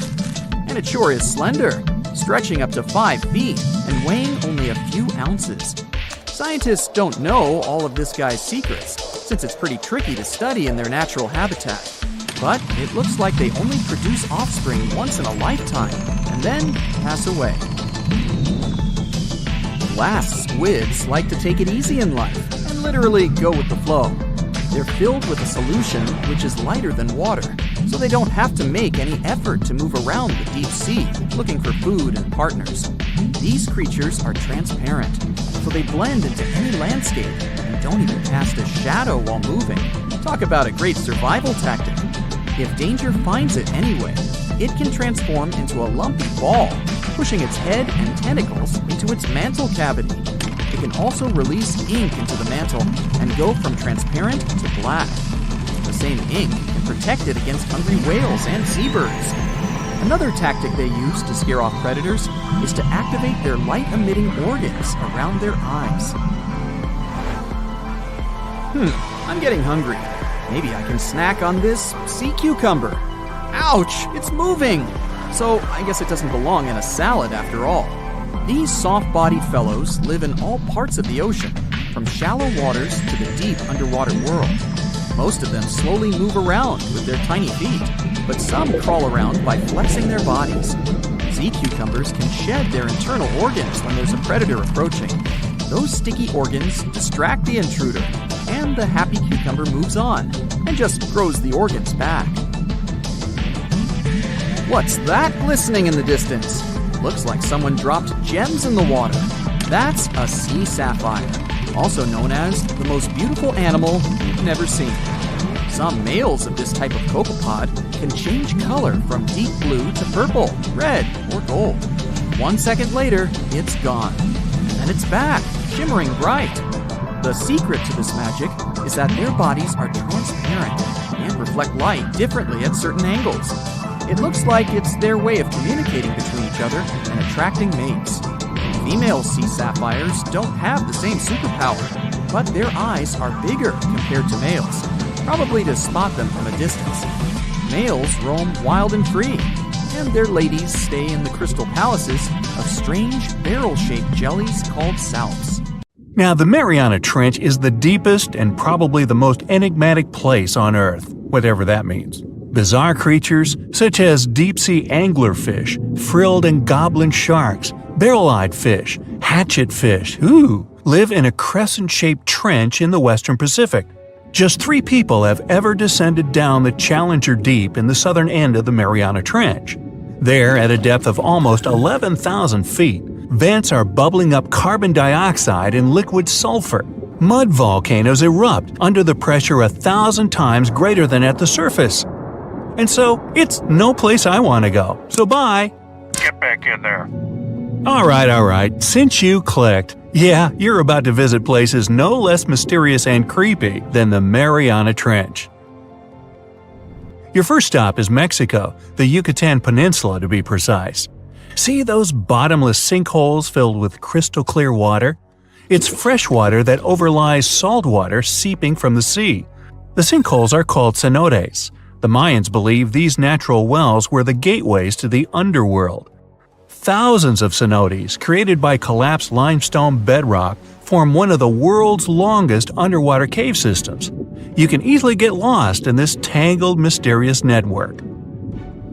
Now it's time to visit the Caribbean. There, you'll get to a depth of almost 8,000 feet to see the Van Dam vent field.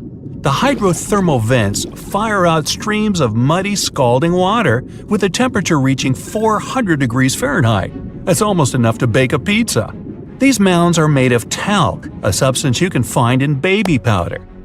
The Van Dam vent field is an oasis for odd species. One of those is kind of a creepy shrimp without eyes. Instead, they're equipped with patches of light-sensitive cells on their backs. Now, you don't have to travel far away. The next enigma on your list is also in the Caribbean. Just off the coast of Belize, there is a giant sinkhole. It's also blue. Yep, that's the Great Blue Hole. The thing is about 1,000 feet across and more than 400 feet deep. Once, a long time ago, this hole was a cave until rising waters filled it, making it collapse in on itself. The deeper you descend into the Great Hole's crystalline waters, the darker it becomes. You see tons of stalactite-filled caves, but don't even try to enter them unless you want to get hopelessly lost. Once you reach a depth of 50 feet, you notice the water shimmer. That's the invisible line dividing the sinkhole's salty top from the freshwater abyss. Time to get out of there. Who knows what you might come across in the murky depths? Your next destination is off the Pacific Northwest coast. Almost 500 streams of methane bubbles were discovered there several years ago. Because of the bubbles, the vents got the name champagne seeps, which sounds better than the fart spas. Scientists are still puzzling over this phenomenon. Where does the methane come from? Underwater cows? Why is its temperature warmer than that of the surrounding ocean? And most importantly, what would happen if you managed to light a match somewhere near a large bubble? Methane is a highly flammable gas, and setting a methane bubble on fire, well, you get the picture. And now you're off to Iceland. The plan is to dive into Silfra, a fissure filled with pure glacier water. This 206-foot deep crack is the only underwater place on the planet where you can touch 2 continents at once. The deeper you go, the darker it becomes. The rocky landscape looks otherworldly. Divers who dare to visit this incredible place risk having their gear frozen, getting hypothermia, or not surviving whatsoever. After all, the water temperature in Silfra Fissure is about 35 degrees Fahrenheit year-round. Your next destination is Scotland. Okay, cue the bagpipes. If you dive in the Gulf of Corryvreckan, a narrow strait between two islands, you'll see massive underwater rocks and deep holes. They create the third largest permanent whirlpool on the planet, the Corryvreckan Maelstrom. The water moves through the strait at breakneck speed. It hits the underwater rocks, and the place looks like a pot with boiling water. The waves created in the process sometimes reach a height of 15 feet, and you can still hear the roaring whirlpool from 10 miles away. It's believed the Corryvreckan Maelstrom has swallowed dozens of sailors over the centuries. They were caught unaware by the ferocity of this natural phenomenon and pulled underwater in the blink of an eye. Okay, enough bagpipes. Your adventures are getting more and more extreme. You're heading for Antarctica. There, in the Southern Ocean, you'll find the Ross Sea Ice Shelf. Say that 5 times real fast. Later, not now. It's roughly the size of Spain, with the ocean underneath containing as much water as the North Sea. Once, scientists drilled all the way down through this enormous chunk of ice. Imagine their astonishment when they found life in those extreme conditions. The researchers came across dozens of mysterious species not known before. The most unnerving were upside-down swimming fish and overturned sea anemones hanging in the frigid waters. Hopefully, bizarre places with a notorious reputation don't frighten you. Well, too bad, because you're about to visit the Bermuda Triangle. It's an area between Bermuda, Florida, and Puerto Rico where planes and ships seem to vanish in thin air. For the first time, this place attracted a lot of attention in 1945. That's when 5 U.S. Navy planes disappeared during training. Before radio contact was lost, the flight leader said, "We're entering white water. Nothing seems right." After that, the planes with 14 men flying them disappeared. Even scarier, a rescue plane with 13 people on board never came back as well. Some people believe the mythical city of Atlantis lies at the bottom of the triangle. They claim its inhabitants use extraterrestrial technologies to sink ships and crash airplanes. Others blame rare and unexplored natural phenomena, for example magnetic anomalies, or massive pockets of flammable methane gas. There we go again. Then, if a bolt of lightning ignited a giant methane bubble near a ship or a plane, this could probably make it sink without a trace, except the smell. But methane is found everywhere all over the world, and it never behaves this way. Some experts aren't sure there's a mystery to explain whatsoever. Lots of busy routes pass through this area. No wonder more ships and planes sink there than anywhere else. Now, prepare some warm clothes. You're heading for the north again. Your destination is Cape Desolation in Greenland. Nice place. In 2012, Canadian researchers were sampling the water in that area, and their equipment came back to the surface with pieces of coral attached to it. That's how a cold water coral reef was stumbled across. These unique pinkish corals can easily go without sunlight and live in strong currents 3,000 feet below the surface. Another unique spot you can't miss lies between Greenland and Siberia. The Gakkel Ridge is the deepest and most remote portion of the global mid-ocean ridge system. In some places, it reaches the depth of more than 3 miles. It's only natural the darkest corners of this underwater world remain unexplored. Fascinating chemical reactions happening at the bottom of the ridge produce hot fluids rich in minerals. They spew, like freshmen at a rush party, from seafloor vents. And since these vents are isolated from the rest of the ocean, they're hot spots for bizarre creatures found nowhere else in the world. Your next stop is just off the coast of Cuba. Circular columns, paved floors, symmetrical stone structures. That's what the Cuban underwater city looks like. What happened there? Why was a large city abandoned at a depth of more than 2,000 feet? Lots of people believe those are the ruins of a long-forgotten civilization. But scientists have their doubts. They claim the lost city is nothing but a natural phenomenon that appeared about 5 million years ago. The disc and donut structures often appear around the areas of the seafloor where natural gases break free. Again with the gases. When you come to visit the Sargasso Sea in the middle of the North Atlantic Ocean, you won't find its shores. Instead, it's surrounded by powerful ocean currents. These are the same currents that turn the sea into a gigantic convention for dense brown seaweed. In the 19th century, a French ship was discovered in the Sargasso Sea. Its sails were set, but not a single crew member was on board. This mysterious disappearance made people believe the seaweed was carnivorous. The Sargasso Sea is indeed a weird place. It's always eerily calm and unnaturally warm, even though it's surrounded by the churning, freezing waters of the Atlantic Ocean. Could one of these bizarre places become a home to the largest marine predator ever, the Megalodon? The giant shark's teeth, some larger than an adult man's hand, have been found pretty much all over the world. But since these creatures preferred warm, shallow waters, they lived along the coastlines of all continents except Antarctica. In other words, it'd be a waste of time to search for the giant predator in the depths of the Mariana Trench, in Greenland, or in Mexican cenotes. But then, could it choose the waters of the Caribbean to hide from the hustle and bustle of the modern world? Don't get your hopes up.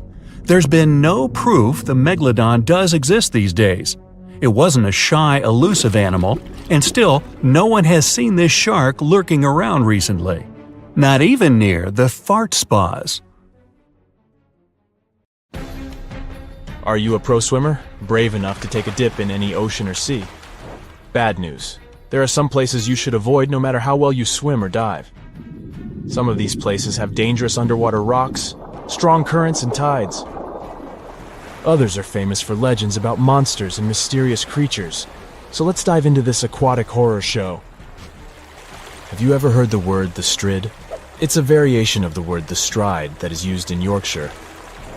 And it refers to a narrow section of the river wharf that's so small you could jump over it. But don't be fooled by its size, it's one of the most dangerous spots around. Even taking a step into the water can have dire consequences. The river wharf has a forceful current, and since the strid is so narrow, it's even stronger in that area. The intense water flow has eroded the limestone around the strid, which created hollow spaces much deeper than the rest of the riverbed. Here's the secret. The current has also weakened the banks of the strid from below. So, the ground you're standing on, admiring the rapid flow, is probably just a fragile ledge hanging over treacherous waters. There's no record of anyone who found themselves in the water of the strid and found their way out of it. And the worst part? You wouldn't even guess that this innocent-looking stream could be such a danger. So, my advice to you, my friend, is to stick to a safer body of water for your aquatic adventures. If you're looking for a weekend getaway in California, Horseshoe Lake is the spot for you. It's got everything. Sandy beaches, hiking trails, and picnic areas, but wait, there's more to it than meets the eye. This lake has a dark side, namely around 100 acres of dead trees that surround it. And it's not just the trees that have been claimed by this lake. The earthquakes that hit in 1989 and 1990 unleashed carbon dioxide from under the hot magma. The gas seeped out into the air, damaging all the life around the lake. Even now, Horseshoe Lake is just as dangerous as it was 30 years ago. What makes it so scary is that the levels of this toxic gas change randomly. Warning signs that are posted everywhere certainly could give a horror film touch to a fun hike in the woods. In Kauai, Hawaii, there's a group of stunning waterfalls that used to be a popular destination for tourists. Kipu Falls, as they're called, were once the go-to spot for swimming and diving. To get to them, you had to take a long walk along a dirt path until you finally arrived at a breathtaking view of a 20-foot waterfall pouring into a crystal-clear pool below. But since 2011, this area has been off-limits to the public. Why, you ask? Well, there have been a lot of accidents at Kipu Falls. Obviously, jumping off the top of the waterfall would be an obvious reason for that, but in addition, there were much more mysterious cases. Witnesses tell tales of swimmers peacefully enjoying the pool at the bottom of the falls, only to be suddenly dragged under the surface. No definite explanation was found to these accidents. The locals believe that the water spirit Mo'o is to blame because it doesn't appreciate being disturbed by loud tourists. There's also a theory of a powerful whirlpool at the bottom of the pool. In any case, guide publishers do not mention Kipu Falls anymore, and trespassing is severely punished. The Samisen Hole, located in the Gulf of Thailand, is the ultimate spot for thrill-seeking divers, but it's also the most dangerous one. With a drop of 280 feet, it's the deepest diving site in the region. But its depth is not the only reason it is considered a place to avoid. The area is a major shipping zone for giant oil tankers. The strong currents around the hole make diving even more treacherous. And if that's not enough, the Samisen Hole is also home to deadly barracudas that could easily attack unsuspecting divers. The water is so murky that visibility is nearly zero, making it challenging to spot these aggressive sea creatures. All in all, the Samisen Hole is a breathtaking but extremely hazardous spot that should only be explored by experienced divers with nerves of steel. Let me tell you about New Smyrna Beach, the shark attack capital of the world. If you're looking for a relaxing vacation spot in Volusia County, Florida, you may want to reconsider this beach. The waters around New Smyrna Beach are teeming with fish, which attracts a lot of sharks. In fact, there have been so many shark attacks reported in this area that it's earned the title of the shark attack capital of the world. Even scientists have warned that if you go for a swim there, you're bound to get up close and personal with at least one of these creatures. We are talking about a distance of 10 feet, and in many cases you wouldn't even notice it. To make matters worse, the bull shark, one of the most dangerous and aggressive types of sharks, has been spotted in these waters. Once again, Kauai is on our list. The beach on Nepali coast called Hanakapiai Beach might look like heaven on earth, but don't be fooled. To get there, you have to trek through a super steep, rocky 2-mile trail. There are no lifeguards on this remote beach, so even if you decide to take a dip in the water, you're on your own. The biggest threat to your safety is the incredibly strong rip currents. They are almost always present because there are no reefs to shield the shore. And if someone gets caught in one, there's no safe place to swim to for miles. The nearest safe beach is 6 miles away. Trust me, this beach doesn't have the best track record in terms of safety, so it's highly advised that you stay out of the water if you end up at this beach. Let me tell you about a place that looks like it's straight out of a horror movie. We're talking about Berkeley Pit, which is an artificial lake situated in Butte, Montana. The first thing you'll notice about this place is that it has an eerie blood-red color that can only be described as unsettling. You might be tempted to take a dip, but that would be a grave mistake. Don't even touch it. The water is extremely dangerous due to the heavy metals present in it, such as cadmium, arsenic, zinc, lead, and copper. They come from the rocks that surround the lake and make the water super acidic. In fact, this place used to be an open-pit copper mine, hence its color. So if you want my advice, avoid this place like the plague. There are 3 lakes in Africa that maybe are the most dangerous places of all that I have mentioned so far. They're all located in Africa. Lake Monoun and Lake Nyos in Cameroon and Lake Kivu in Rwanda are all like ticking timers ready to go off. They were formed over underground pools of molten rock, and sometimes this molten rock releases toxic gases like methane and carbon dioxide right into the water. When this happens, the gases can build up until they suddenly burst out of the water, creating massive waves that can wipe out everything in their path. This type of outburst is called a limnic eruption, and it can release a cloud of poisonous gas that can be harmful to everything in the vicinity. The most terrifying part? These explosions can happen at any moment with no warning. So if you ever find yourself near one of these lakes, you'd better be on high alert, because you never know when the next accident might happen. Maybe you know other places you wouldn't recommend for a fun swim? Share your anti-recommendations in the comments below. In the past 30 years, scientists have made an incredible discovery of a new creature living deep beneath the surface of the ocean. and the name of the creature is the harp sponge. Now, if you're wondering why it took so long to come across this animal, then I might have the answer. These creatures typically hang out at a depth of roughly 11,100 feet beneath the ocean's waves. This sponge species was first discovered off the coast of California thanks to a robot that was sturdy enough to explore those crazy depths the ocean has to offer. This is no doubt an area of the planet where even the most benign-looking creatures can be potentially dangerous. But even scientists were surprised to find that this creature was more than just a sponge. Now, this might seem obvious, but the harp sponge got its name because its basic structure, referred to as a vein, is the same shape as a harp. Each vein is made up of a horizontal branch supporting several parallel vertical branches. But don't let the harp sponge's fanciful and amusing appearance or its non-intimidating name fool you. Yeah, the harp sponge is very much a deep-sea hunter. It has a unique ability to capture and envelop small animals using its rhizoids, short, thin fibers. With their help, the harp sponge clings on to the soft, muddy bottom and catches tiny creatures that get swept into its branches by deep-sea currents. Uh-oh. Other sponge creatures often feed by pulling bacteria and bits of organic matter from the seawater and filtering them through their bodies. But not our harp sponge. Instead, it snatches its future meal with minuscule barbed hooks that cover each of the harp sponge's branches. Now, harp sponges prefer tiny crustaceans like crabs, crayfish, shrimps, and prawns. Once the harp sponge has one of them in its clutches, it envelops the animal in a thin membrane before slowly beginning to digest it. So, pal, what's eating you? Oh, Harpo? Too bad.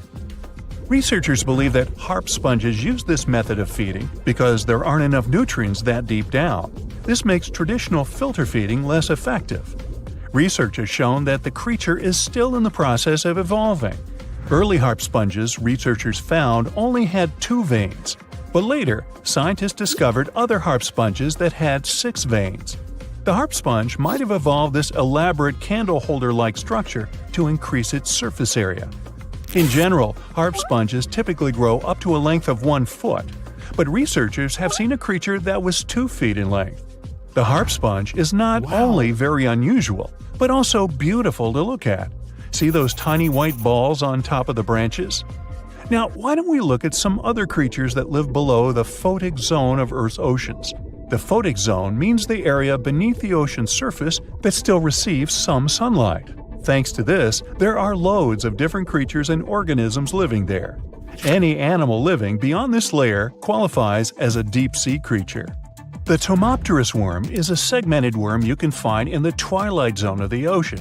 This is the area that lies between 650 and 3,300 feet beneath the surface. These creatures are often no more than 1 inch long, but the largest of them can grow up to 1 foot. While swimming around and feeding, these worms do what researchers describe as an amazing smooth dance. That's because the creatures can swim extremely quickly and maneuver at tight angles with ease. Now, I know most people hear the word worm and think of the common earthworm, so it's quite interesting to know there's a deep-sea worm out there that never leaves the water during its entire life. Similarly, most of us try to avoid jellyfish that either rest on the sand or sit on top of the ocean waves. This isn't the case with a Chrysota jelly. That's a deep-sea creature too. This beautiful jellyfish is mostly ruby red, bright orange, or electric purple. That's what helped researchers realize they had found a new species of jellyfish. The creature grows to a maximum size of 1 inch across. It has tentacles that stretch out in every direction.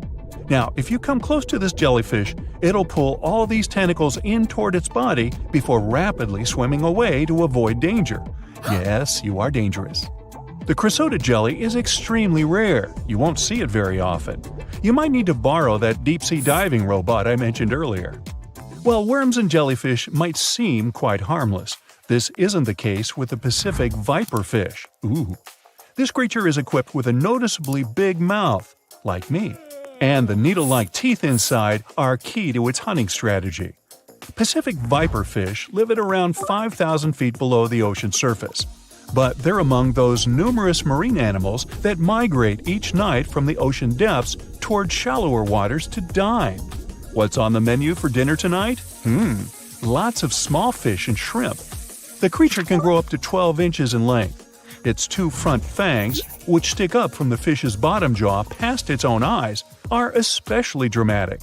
When the fish unhinges its jaw, its mouth can open wide enough to engulf smaller animals, and the teeth form a cage to prevent an escape. Now, have you ever seen an underwater creature that looks like a strawberry? Trust me, it does exist. Just look at these dots on the strawberry squid. The creature has a big eye and a smaller one. You might think this unconventional pairing would be awkward and uncomfortable, but it's actually the opposite. The big left eye looks upward. It spots shadows cast by other animals in the dimly lit waters above. The eye's tubular shape helps it collect as much light as possible. On the other side of the squid's head, you can see its right eye. It's small and looks downward.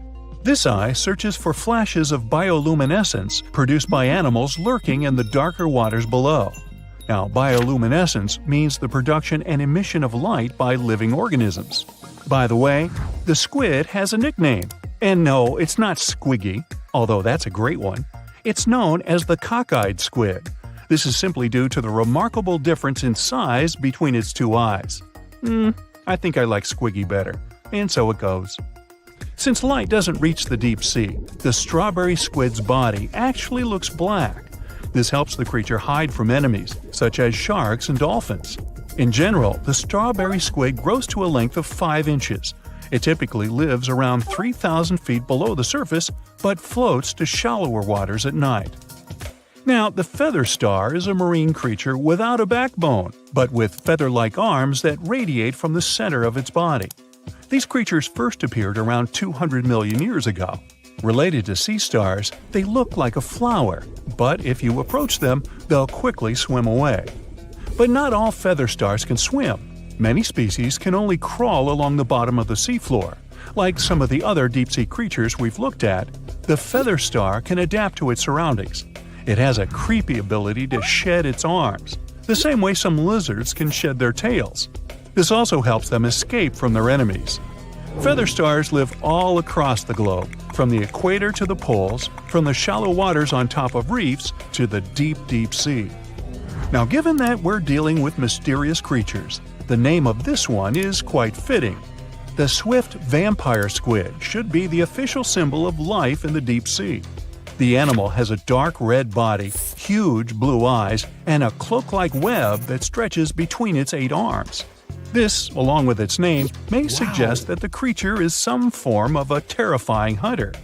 In reality, though, the vampire squid is a soft-bodied, timid creature, about the size, shape, and color of a football. It grows to roughly 12 inches in length and lives 3,000 feet below the waves. There's almost no oxygen there, but also relatively few predators. Whew, I think I'll need to decompress from this one. There's a lake in the heart of Asia that holds 1/5 of all the world's liquid freshwater. It's more than all the 5 Great Lakes have together. Even if all the rivers on our planet suddenly change their direction and set on a mission to drain this lake, it would take them a whole year to finish the job. I'm talking about the deepest lake in the world, Lake Baikal. If you decide to go all the way down to its deepest point, prepare for a journey of almost 5,400 feet. The descent takes several hours, but the rift floor of the lake is way deeper, between 5 to 7 miles beneath the surface. It means it could be even further down than the Challenger Deep, which is the deepest known place on Earth. The amount of water it has would be enough for everyone on Earth to have something to drink for up to 50 years. This mighty giant of a lake replenishes its water completely every 383 years. Baikal has a great delivery crew of over 300 rivers and streams, bringing their waters right in. And only one river flows out of Baikal, the Angara, which is headed straight for the Arctic Ocean. Baikal isn't only the deepest, but also the oldest existing freshwater lake in the world. It formed at least 25 million years ago. It all began when the Earth's crust decided to play Tetris and created the lake and the surrounding mountains. At some point, Baikal must have been just a humble riverbed, but then tremors and fractures shook the earth, and the distance between the shores got bigger. Water levels rose thanks to the melting glaciers. Then, several lakes formed and later merged into one. Baikal is one of around 20 lakes in the world that are older than 1 million years. And since it wasn't disturbed by glacial periods, it's a perfect research ground for scientists. Its deep-drilled core sediments can tell a lot about the climate of our planet in different periods. Since Baikal is in a rift basin with 2,000 seismic tremors per year, the lake is deepening and still growing in size. Its shores drift apart at around the same rate as South America and Africa are moving away from each other, so it has all the potential to become an ocean. Another thing Baikal has in common with the oceans is that it has water rich in oxygen, even at its lowest depths. This is one of the reasons why the fauna of the lake is so incredibly rich. It's home to over 2,500 various animals and 1,000 plant varieties. Around half of them are unique and only exist in this area, like the endemic algae, the Baikal omul fish, and the Baikal oilfish. There are also some bears, elk, and lynx living on its shores. They must appreciate the fact that the temperatures around the lake are always higher than the rest of Siberia, thanks to its huge water mass. Most Baikal dwellers prefer to stick to the bottom of the lake, but there's one brave guy you'll meet if you decide to visit. Meet the Baikal seal, also known as Nerpa. It's the only true freshwater seal in the world. Nerpa's eyes are so cute it nearly landed the part of Puss in Boots in Shrek. Nerpa in Boots sounds good to me. These huge eyes are there to help them follow their favorite pelagic fish underwater. There are other seal kinds that can handle freshwater or use it to breed, but these cuties spend their entire lives in it. But wait, how did seals, which are supposed to be oceanic creatures, end up in a lake miles and miles away from the sea? About 400,000 years ago, during the Pleistocene era, these adventurous creatures traveled up the river and drainage systems that connected Lake Baikal to the Arctic Ocean. The ringed seal that still lives in the Arctic is believed to be the Baikal seal's closest ancestor. Today, Baikal seals are confined to their freshwater home because of the changes in waterways. And they seem to be pretty happy with their home as they can choose from a huge variety of food to eat. The seals mostly hang out in the north and central areas of the lake, but move south in the winter. The lake gets covered with ice, which they use as a chill-out zone, just like their oceanic cousins use rocks or the beach. Since at least 1969, Lake Baikal has had some mysterious ice rings pop up randomly here and there. At some point, they got so big that the astronauts even spotted them from space. The rings usually appear in late April, but can be there in January or May. Scientists couldn't crack the code on how these rings form for a while. They had all sorts of theories, and the most popular involved methane gas bubbles from the lake's depths. But then, scientists noticed that some of the rings were in shallower waters, where gas emissions don't happen. So, an international team of scientists decided to solve the mystery. They traveled to Lake Baikal, drilled holes in the ice, and dropped sensors into the water.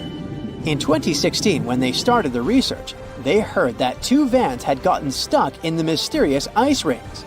Once they had analyzed the data from the sensors, it turned out that the secret behind the rings was warm eddies flowing clockwise under its ice cover.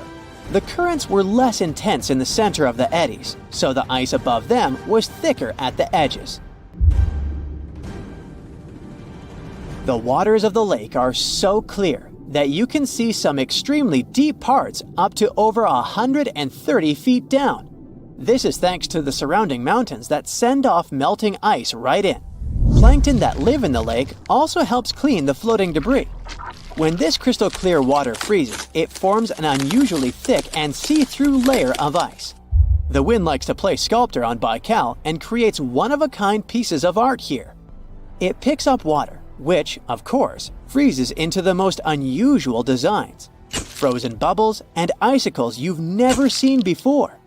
The location and geography of the lakes and the cycles of melting and refreezing create the perfect conditions for this ice workshop. And you can even see rocks that seem to be floating. The bottom of the rock freezes to the surface of the ice.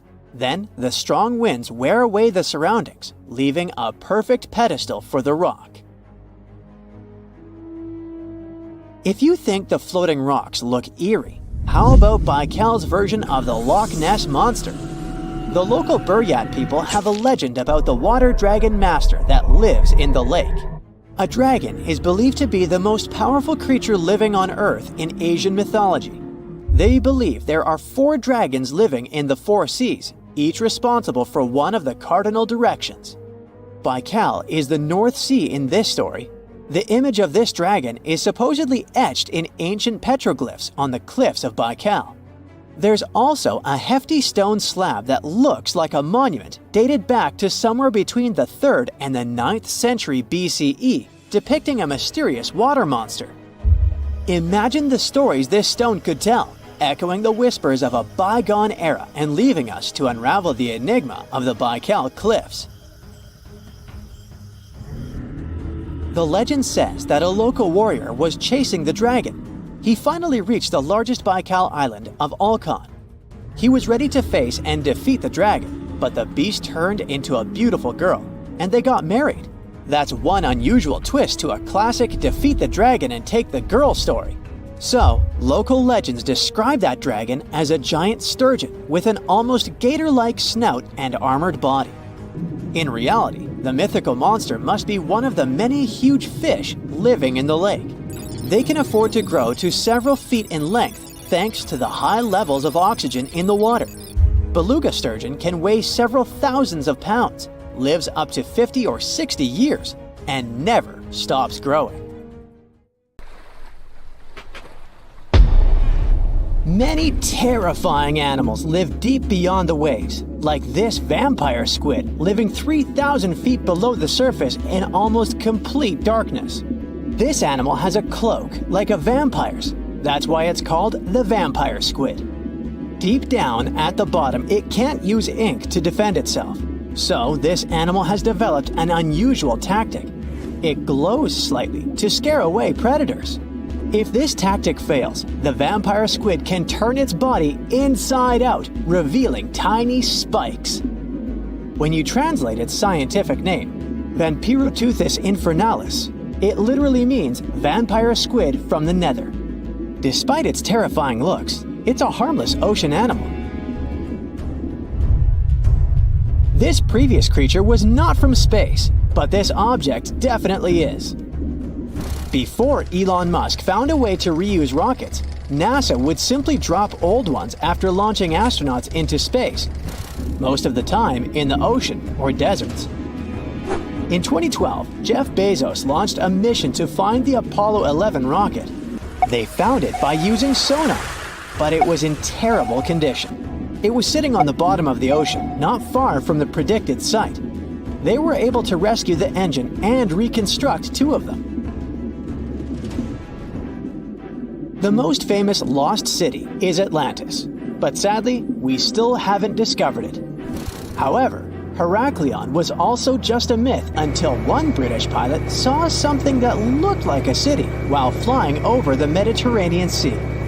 He reported it, and 60 years later, a group of divers went there. They were shocked when they found an entire city underwater. It was loaded with artifacts that could tell us a lot about the history of the place.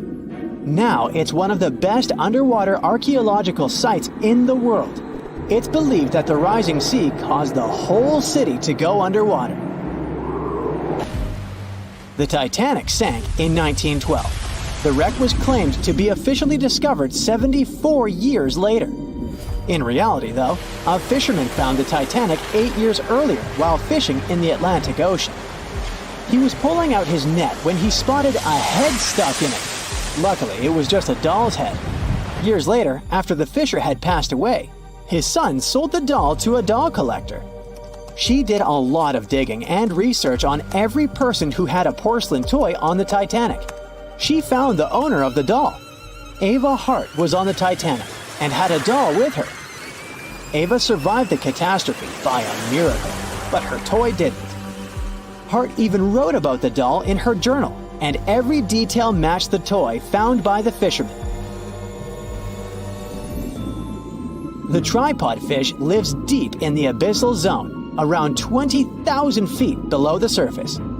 It's adapted to such immense depths and uses its tripod fins to stay still on the bottom. This creature doesn't have big eyes, but even if it did, these eyes would be useless in the darkness.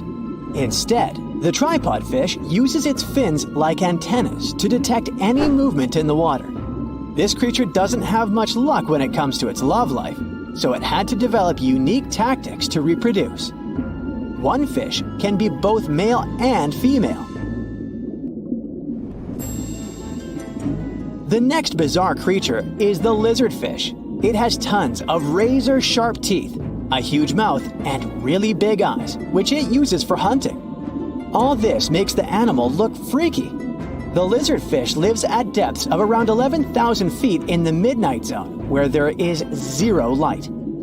This freak of nature basically eats everything it can fit inside its mouth, from small fish to other lizardfish. On the other hand, when they see other reptile fish, they probably fall in love instead, because finding mates at those depths is not an easy task. Like the tripod fish, the lizardfish can be both male and female at the same time. When you think of a river, you usually picture it on land. Still, nature is quite unpredictable, and it created a river flowing under the ocean in California. It's running at a depth of around 2 miles. This river has everything that an ordinary river has: sunken logs, trees, and rocks. And despite its uniqueness, it's not the only one in the world. There are also others in the Amazon and Greenland. A terrifying creature was discovered near Angola's coast by a remote operating vehicle. It looks like it doesn't have a head or a body. It was sitting at a depth of around 4,350 feet below the surface. After doing research, scientists concluded it wasn't anything from a sci-fi movie, it was just a cluster of siphonophores stuck together. In 2015, some random guy was diving in Caesarea, and something shiny caught his eye. He reached out, grabbed it, and realized it was a gold coin. After that, he examined the bottom and found out that there were many more. He reported the incident to the local authorities, and they concluded that he had found Arabic treasure. The coins were made of solid 24-karat gold and were a few thousand years old, but due to the perfect salinity and temperature, they looked brand new. The coins belonged to a ship carrying cargo. It was caught up in a storm and unfortunately sank. One of the weirdest things ever discovered was found in the Baltic Sea. It's an anomaly that looks as if it was created by a different civilization. It was discovered by Swedish researchers, and they basically had no idea what it was. They had to ask tons of other scientists for their opinions. When you look at this formation from above, it's 200 feet long and looks exactly like a fallen spaceship. It's hard to believe that it's a natural formation, but spoiler alert, it's totally made by nature because the Baltic Sea has gone through many erosions throughout history. Most likely, the bizarre formation is the result of these processes. A group of divers in Madagascar were shocked when they found this 7-foot monstrosity of a knife on the seafloor. The speculation started immediately, and many said that the knife was from some giants that had fought megalodons and lived on Earth thousands and thousands of years ago. That could make a nice story, but the knife is most likely a movie prop that was lost at sea. One of the ocean's most bizarre animals is the frilled shark. It's believed that this fish is the reason for all those sea serpent stories that sea explorers of the past wrote about. These animals live pretty deep in the ocean, but sometimes they can be seen in shallow waters. It's super rare, but possible. The frilled shark has a big mouth sporting around 300 teeth. It also has a long body that looks like a lizard's, and it is truly a unique species of shark. Its prey can be half of its size because this shark's stomach is like that of a snake, and it can swallow huge fish or crustaceans. Spotting a few worms in your garden is no big deal, but after seeing a 26-foot-long one in the ocean, you will make your wetsuit a little wetter. This worm is super rare, and it's completely harmless to humans. It's actually not a giant worm. It's a cluster of zooids that are stuck together in a worm-shaped formation. They usually only eat plankton, bacteria, and other tiny things that can be found in the ocean. Probably the scariest thing in the ocean that is 100% real is the magna pinna, which can be found at crazy depths of 20,000 feet below the surface. This monster looks like an underwater Slender Man, but it's just a squid with really long tentacles that can reach a terrifying size of 8 feet. This guy has only been seen a few times, and basically, we don't know much about this creature so far. 450 million years ago, no, I wasn't around then, the sea level was higher, coral reefs started to form, the climate on our planet was stable and warm, not even dinosaurs were around yet. The time when bony and jawed fish we know as sharks appeared. They've been dominating the oceans and making other marine creatures flee in fear ever since. Many of them, like great white sharks, have evolved and adjusted to life in the open ocean as hunters with a pretty high position in the food chain. They're less diverse today than before. One of the reasons is the asteroid strike from the age of dinosaurs. After it reduced the number of shark species, only smaller and deep-water kinds that ate primarily fish survived. They started getting bigger over time. Near the surface, sharks such as makos or great white ones develop faster movements and are somewhat between gray and blue to blend in with their surroundings. The epaulet shark can even walk on the land. It can't take a walk on the beach because it can't breathe outside of the water, but it lives on coral flats in shallow tropical waters, so it can walk in kind of a crawling motion. But deep down below, there are mysterious, alien-looking, often huge shark species that didn't come to the surface, which is why they didn't need to adjust to the new environment and different conditions. They haven't changed a lot through time, so they're some living fossils. These creatures mostly don't have 5 gill slits, the most common number, but 6 or 7. It's because there's less oxygen the deeper you go in the ocean, so they need more gill slits. Sharks on the surface evolved to have fewer gill slits. 6-gill sharks are the most primitive sharks we have today. Their skeletons are like those of ancient extinct sharks, and they can survive only in very deep waters. Like cats, sharks have a layer of reflective cells placed inside their eyes, which helps them see better in the dark, deep sea or cloudy waters. Sharks on the surface have big eyes because they evolved to hunt in the sunlight, so they tend to rely on their vision.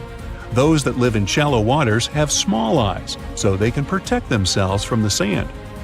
Like some other deep-sea creatures, 6-gill sharks also have bigger eyes to take in as much light as possible. They have more light-sensing rods, but don't distinguish colors that well. In the ocean's twilight zone, with the minimum of sunlight, there's a couple of bioluminescent shark species. They don't take in light within their eyes, but produce or re-emit it with their bodies. Their skin or organs have specialized cells that produce a soft blue-green light. Deep-sea creatures that produce their own light do that to attract their prey, deter animals from going after them, or, scientists think, communicate with each other. It can even help them to camouflage. They do it by hiding their silhouettes from animals going after them. They produce enough light to match their surroundings. The biggest luminous underwater creature is the kitefin shark, found swimming 980 feet below sea level, preying on groundfish or smaller sharks. It can grow almost 6 feet long and lives 3,200 feet below sea level. Deep-sea sharks are also bigger than those on the surface.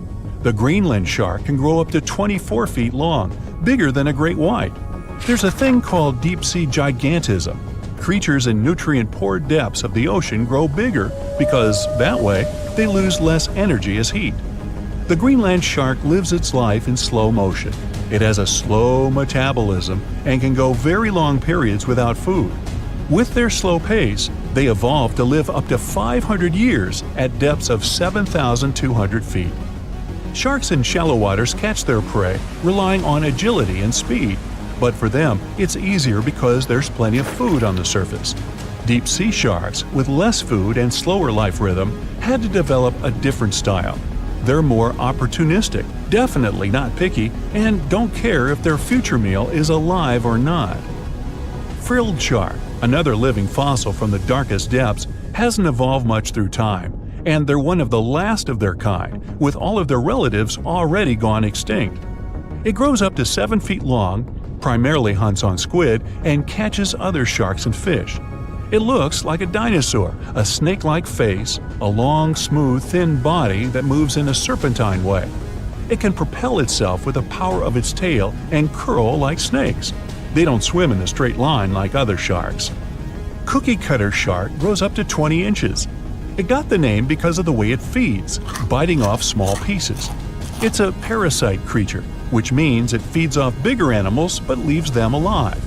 They have sharp teeth and sometimes even swallow those that fall off on purpose.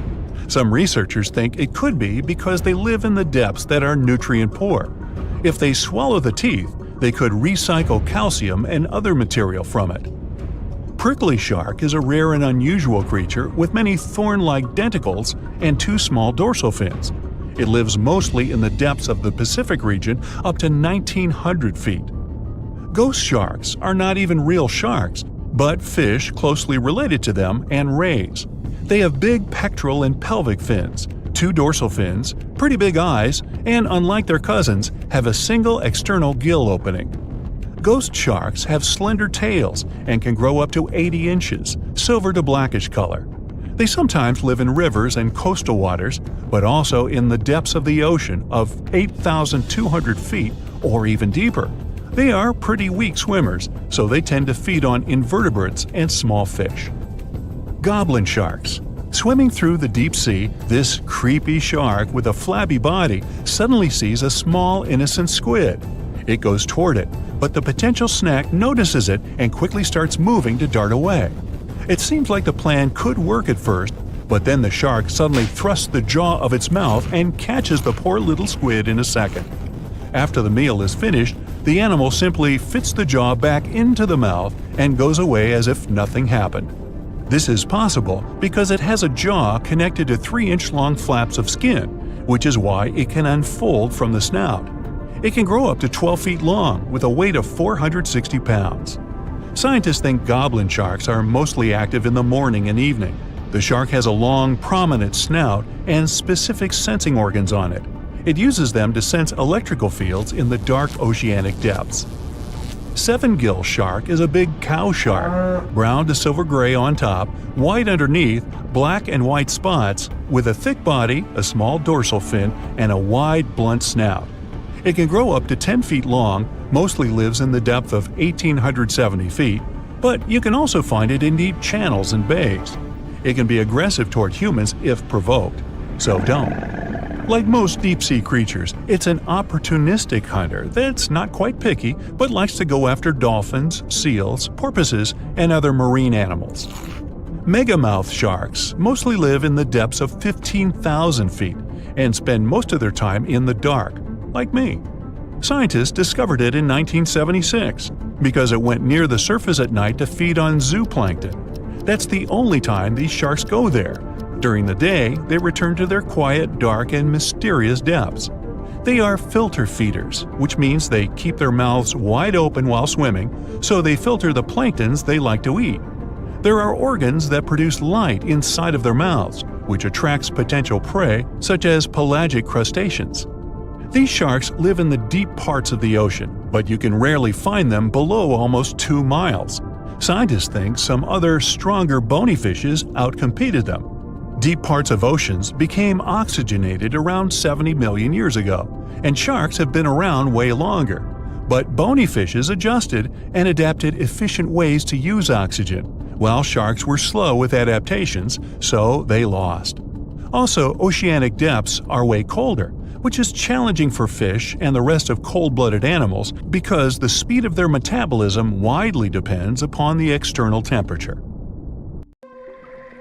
So you're swimming 2 miles down at the bottom of the ocean. Don't ask me how, just play along. It's cold and the pressure is intense. No fish in sight. Then you notice a green shiny thing. It's a cookie cutter shark. Its neck glows in the dark to attract fish and other delicious treats. The shark doesn't look like much. It's small, about the size of a cat. It has brown skin and large green eyes. But looks can be deceiving. Every night, this creature rises to the surface and goes after great white sharks, whales, even swordfish. If you look closely, you'll see a round mouth with a bunch of sharp teeth in it. They don't just bite, they work kind of like a saw. This one's called a cookie cutter shark because when it sees something delicious, it takes a cookie-shaped bite out of it. These sharks have even been known to disable submarines. Wonder what flavor they are. Our next shark is about the length of a car. Only about 100 of these sharks have ever been seen, but if you met one, you'd never forget it. It has a big mouth, a huge mouth, a mega mouth, like me. It's the mega-mouthed shark. You could easily fit in it if you curled yourself up. They're not dangerous though, not to humans. They feed by swimming around with their mouths open, filtering out plankton and other underwater goodies. The shark has special organs in its mouth that glow, attracting little crustaceans. It swims deep in the ocean in total darkness. Probably has a great smile though. Thresher sharks also have a huge body part, the tail. It's almost half the length of the shark itself, and it looks like a helicopter blade. It's one of the few animals that hunts using its tail. The shark sneaks up on a school of fish and starts to shake its moneymaker. This freaks out some of the fish, which is exactly the plan. In a pinch, it can also use its tail to defend itself. The best thing about this shark, it doesn't attack people. The angel shark. There are quite a few types of angel shark out there, but they're more shark than angel. They're flat like stingrays, and their skin is covered with patterns that help them blend in with the seafloor. Because of this disguise, divers sometimes accidentally touch them, which isn't the best idea. They're fast and have powerful jaws. Still, they prefer the taste of small fish to you. The horn shark has 2 ridges that look like horns right above its eyes. It's definitely the grandpa of the shark world. Not aggressive, swims pretty slowly, and is up late almost every night. Its 2 favorite meals, sea urchins and crustaceans. It moves its fin on the seafloor almost as if it had paws. But don't underestimate this guy. It has one of the strongest bites of any shark. It needs those strong teeth to crush the shells of its late-night meals. And if something tries to attack it, watch out. Horn sharks have sharp spikes on their fins. The award for the ugliest shark goes to the goblin shark, and it's not even close. From the outside, it already looks kinda weird, and is about the size of a pink underwater motorbike. It has a long tail and a seriously long nose. It lives way down in the depths of the ocean and loves to eat squid. It's not as fast as its relatives, but it's way more sneaky. It has a secret squid catching technique which is totally wild. The shark swims behind the squid. It's catching up, getting closer and closer, but the squid isn't slowing down, no way. It looks like the poor goblin shark won't have any lunch today. Then it opens its mouth.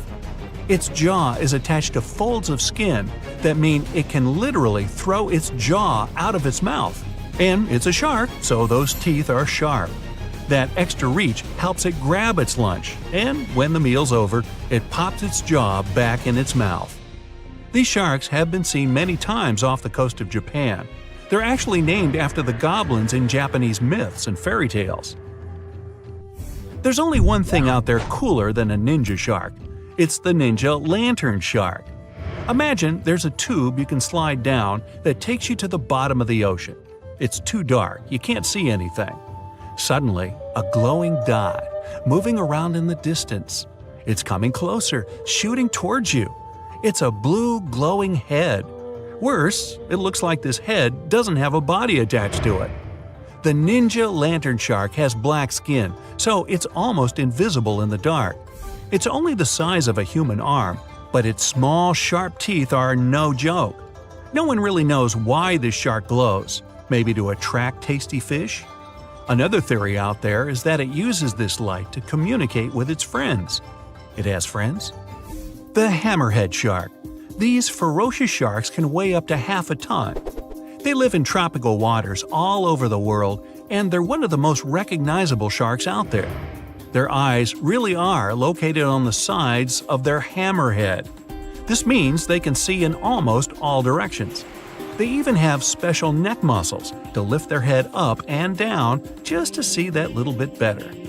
Their favorite food? Stingrays. You know, those flat things that swim along the seafloor, camouflaged to look like sand and bits of rock. Stingrays get by blending in with their surroundings. Danger mostly just swims by. But the hammerhead's eyes see everything. Uh-oh. Great white sharks, hammerheads, and other large sharks live for about 25 years. But one shark can live much, much longer. The Greenland shark can live anywhere from 300 to 500 years. It lives mostly in the North Atlantic and Arctic oceans. It loves to swim deep down where it's dark, so it uses its nose to sniff out food. Since it spends so much time down there, it's figured out how to withstand the strong pressure. It's one of the oldest living, largest, and slowest fish on Earth. Just imagine, you're on an Arctic cruise and you see one of these sharks moving slowly through the freezing cold water. It might be 400 years older than you. Most sharks are omnivorous. They can go after dolphins, other sharks, crabs, sea urchins, smaller or even larger fish, hot dogs. Kidding about the hot dogs. But the bonnethead shark is a bit different. It eats algae for about half its meals. It's actually related to the hammerhead shark, but its head looks more like a shovel. Can you dig it? If you see this guy swimming around, you might think it's a sea snake or a huge water worm. Frilled sharks like to swim way down at the bottom of the ocean, like a lot of sharks. When they're chasing something delicious, they move kind of like a snake. And just like a snake, they like to gulp down their lunch all in one piece.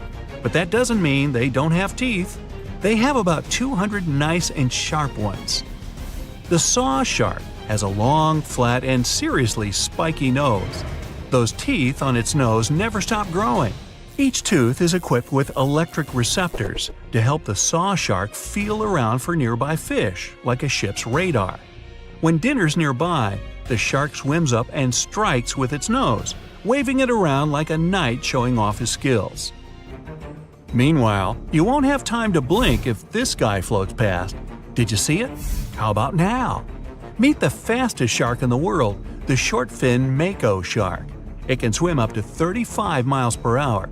That doesn't seem that quick on land, but underwater, that's fast. Slower than a cheetah, but faster than most dogs. It's warm-blooded, which is super rare for a shark. That helps it swim to cold and distant places where an ordinary shark simply wouldn't survive. The swordfish goes much faster. It can swim up to 60 miles per hour. It's not a shark, but it's still an amazing creature. In a race, the swordfish will usually come out on top, but it's not just fast, it's ingeniously fast. It has a gland next to its nose that pumps out a special oil.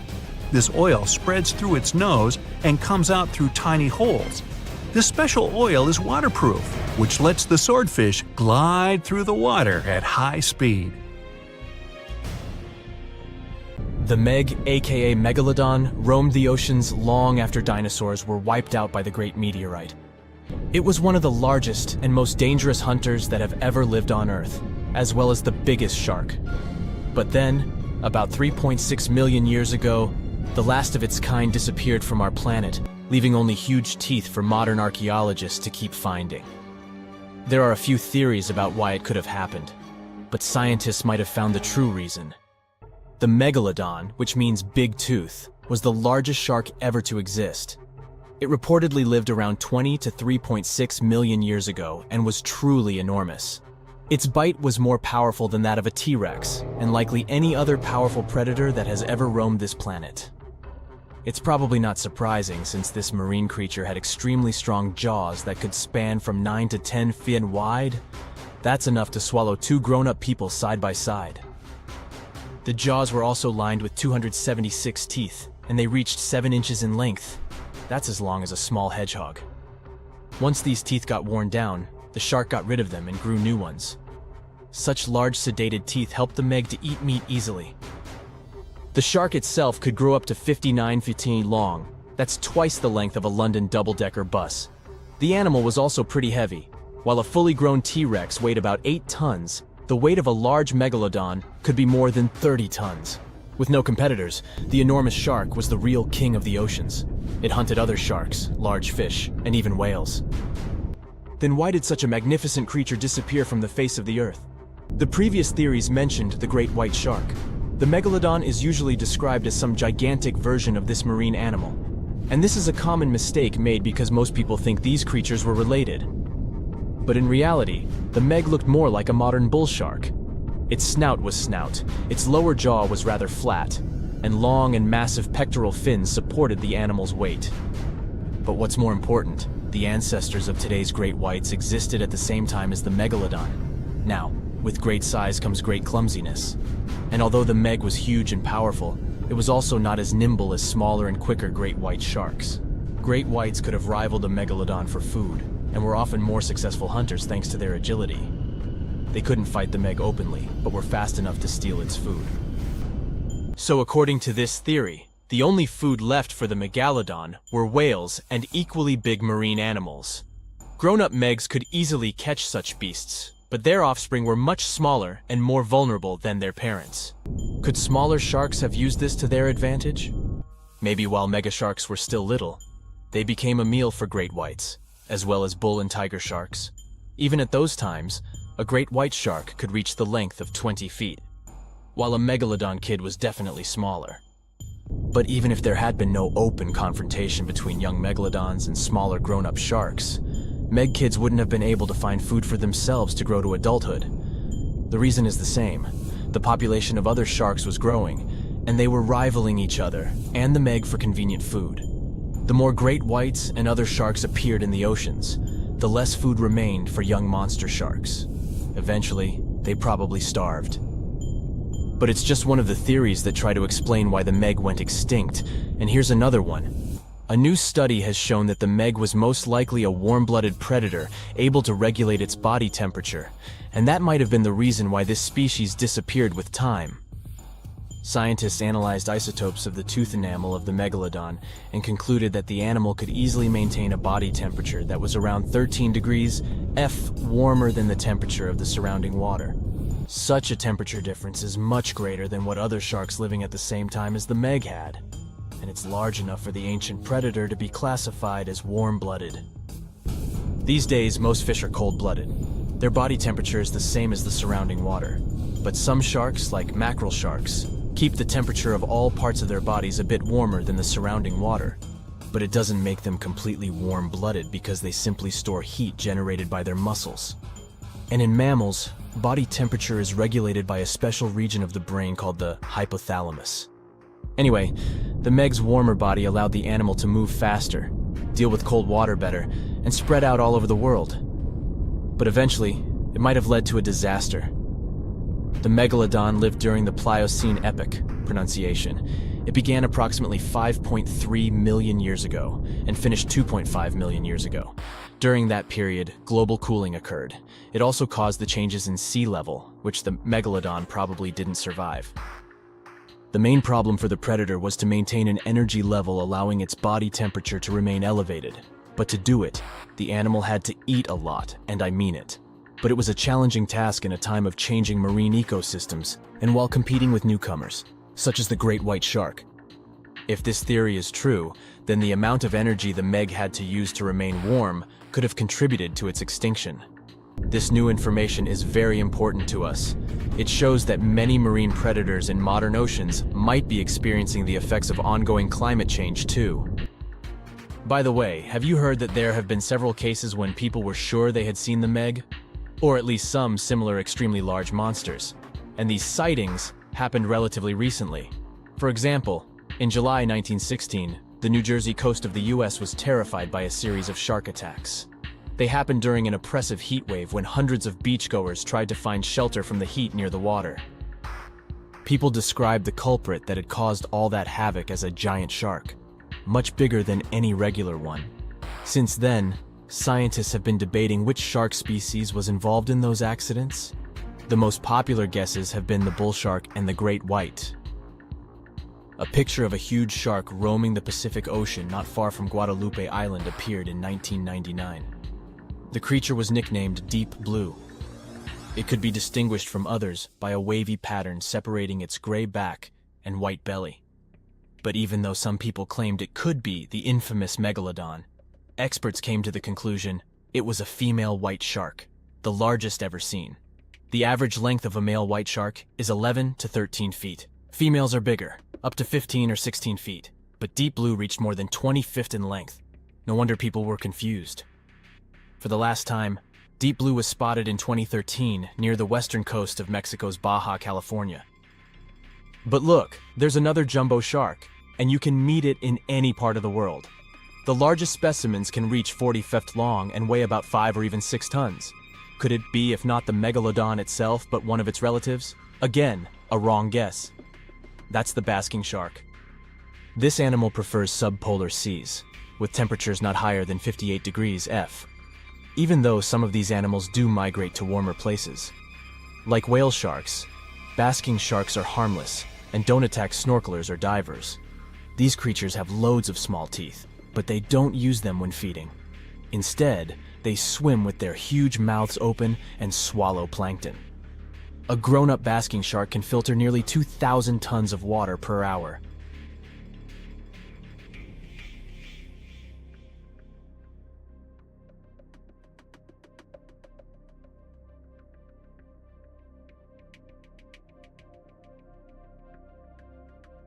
The Megalodon was the biggest shark to ever live. Not only that, it's one of the biggest fish and the largest predator in Earth's history. Over 3 times longer than the biggest great white shark on record, the females have also been found to be twice the size of the males. The Megalodon could swallow a small car without even touching its teeth, if cars had been around then. In fact, the Meg was so big and powerful that it had no natural predators. It was the uncrowned king of the seas, swimming freely from ocean to ocean.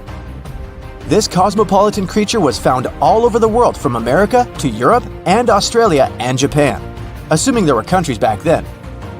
Meg fossils have been found on every continent except Antarctica. Everybody skips Antarctica. Science tells us that the Megalodon went extinct over 3.6 million years ago, but could they still be alive at the deepest depths of the ocean?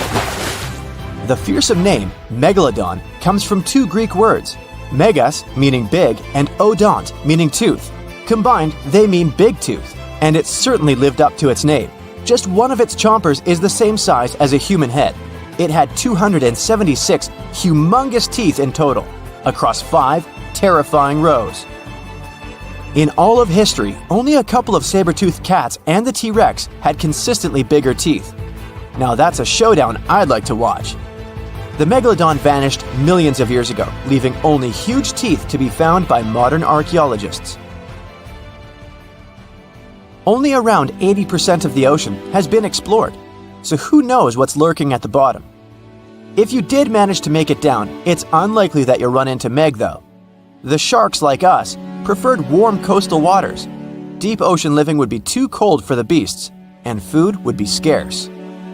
Their entire bodies would also have to evolve to avoid being squished by the enormous water pressure down there. It's unlikely that they're still around, but not impossible. Now, about the appearance of the Megalodon.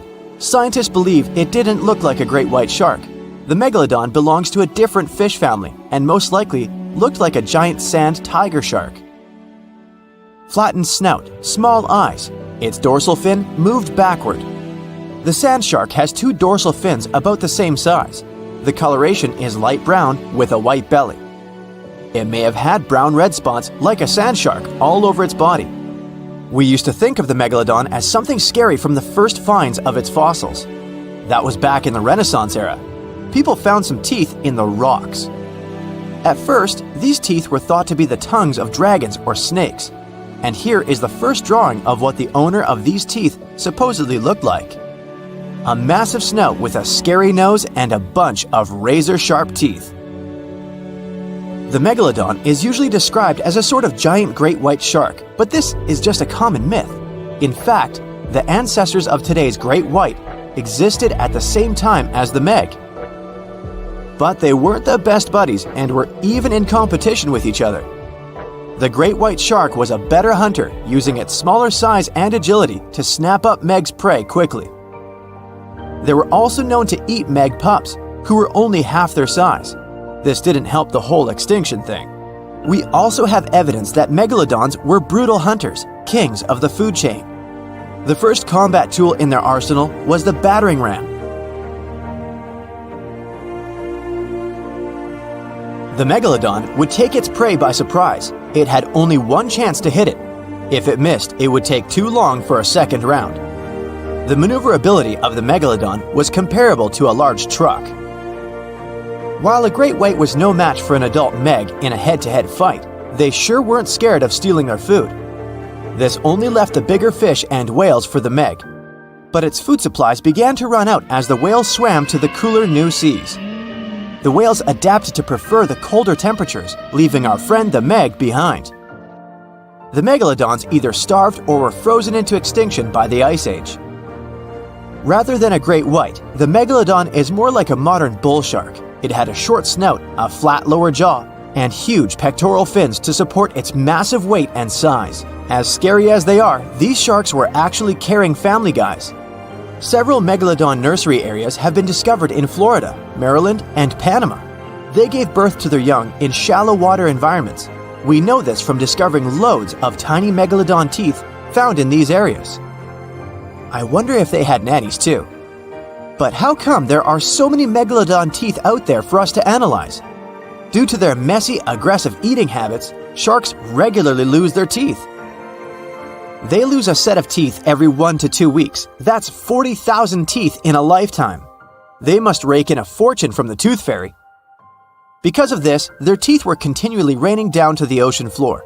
Luckily for us, they're also the hardest part of the shark skeleton, which is why so many teeth have survived and become fossilized. It's fair to say the first discoveries of the Meg's teeth confused people. Early discoverers thought that the Meg's teeth were petrified tongues of ancient serpent creatures. They even used to call them tongue stones. It's also a common myth that the Megalodon was around at the same time as the dinosaurs, although this would have been pretty cool. The dinosaurs were wiped out around 66 million years ago, but the Megalodons came much later. The oldest Meg fossil is only around 23 million years old, but it's tricky to pinpoint the exact date. After all, calendars weren't invented yet. They became extinct way before humans even evolved. The earliest Homo sapiens, which is a fancy name for the first humans, emerged about 2.5 million years ago. But what if the Megalodon shark didn't go extinct? Whale populations have dropped drastically since these guys were last around, so there'd be way fewer whales for them to chomp down on. Whales have also gotten a lot smarter and learned new defensive moves, making them way harder to take down. It's estimated that they ate around 12 tons of food each day. The Kraken is a colossal squid, a legendary sea monster, the biggest hunk of calamari you ever saw. And if this monster had existed, the world would have changed beyond recognition. The Kraken has powerful tentacles, solid muscles with suckers at the end. They're impossible to escape. The Kraken can break a ship in half, or just pull it down into the depths. But the worst thing about the Kraken is its size. According to old sailors' stories, its size is almost 10 soccer fields. Hey, maybe the Kraken could play soccer. The Kraken legends said the monster was so giant that sailors mistook it for a small island. In past centuries, it would have been impossible to defeat such a beast. If the Kraken existed in reality, it might have had offspring. Yeah, in all the world's oceans, there would be giant monsters that could sink any ship. It's unlikely that the Kraken would have competitors in its habitat, so its population would grow strongly. Since the Kraken is enormous, it would need a lot of food, so the population of other large sea animals would fall significantly. Blue whales, great white sharks, other giant squids, all the big sea creatures would be endangered. The Kraken belongs to the cephalopod genus. This species includes squid and octopus, some of the most intelligent creatures on the planet. The Kraken is a skilled hunter and will never fight in the open. Colossal squids live in deep waters and they have the largest eyes among all animals. The squid's eye is the size of a dinner plate. Thanks to this, they can see their prey from far away. Similarly, a Kraken would spot the ship much sooner than sonar could pick up the Kraken. It would always have the drop on you. Well, that's not good. In 1857, a squid beak was discovered on the coast of Denmark.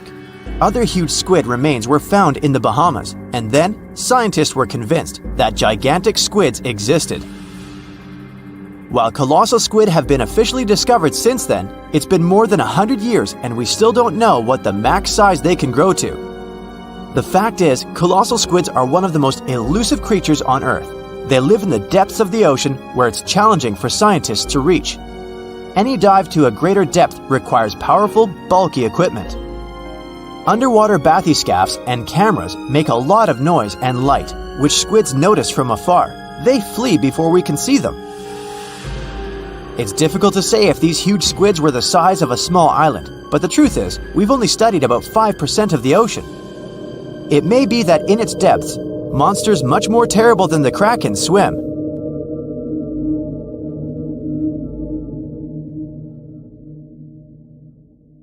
How heavy is the largest living snake? How can a snake eat a whale? Get ready, I'm about to answer these questions.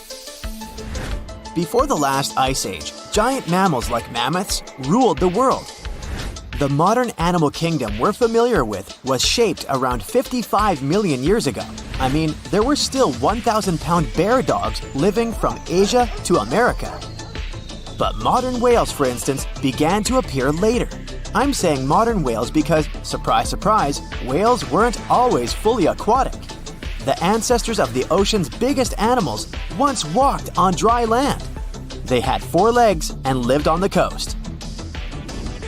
Now, I want to introduce you to a snake that used to eat these whales, the Paleophis, a genus of a marine snake.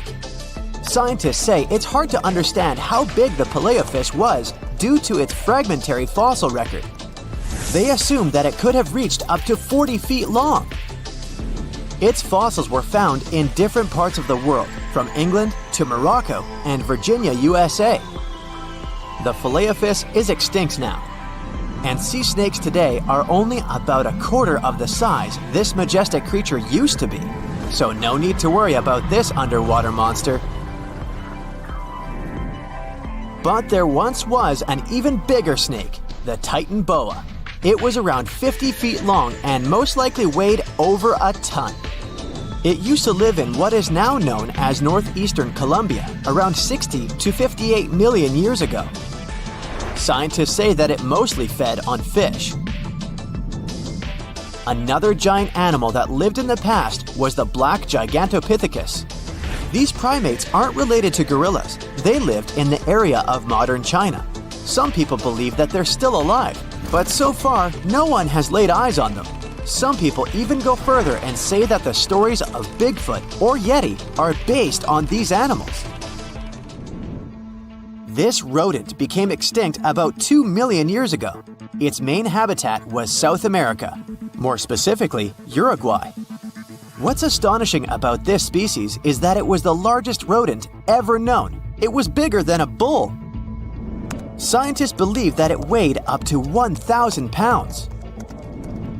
A distant relative of this rodent is still alive today. It's called the pacarana.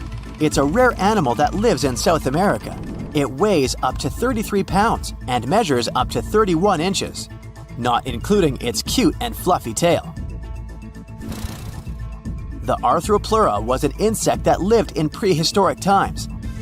Imagine a giant millipede measuring up to 8 feet in length. Here you go. It was one of the largest land animals of its era, about 315 million years ago. The Arthropleura's shell was covered with tough plates. These plates were there to protect the creature from damage. Most of the time, it burrowed into the ground to avoid becoming some other animal's dinner.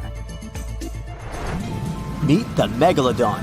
Millions of years ago, this shark lived in the ocean and ate other marine creatures. It had wide teeth, and its jaws were so powerful that the animal could finish off its prey with the force of its bite. It was one of the largest sharks to ever exist. Yet, this predator also went extinct. Scientists don't really know the reason.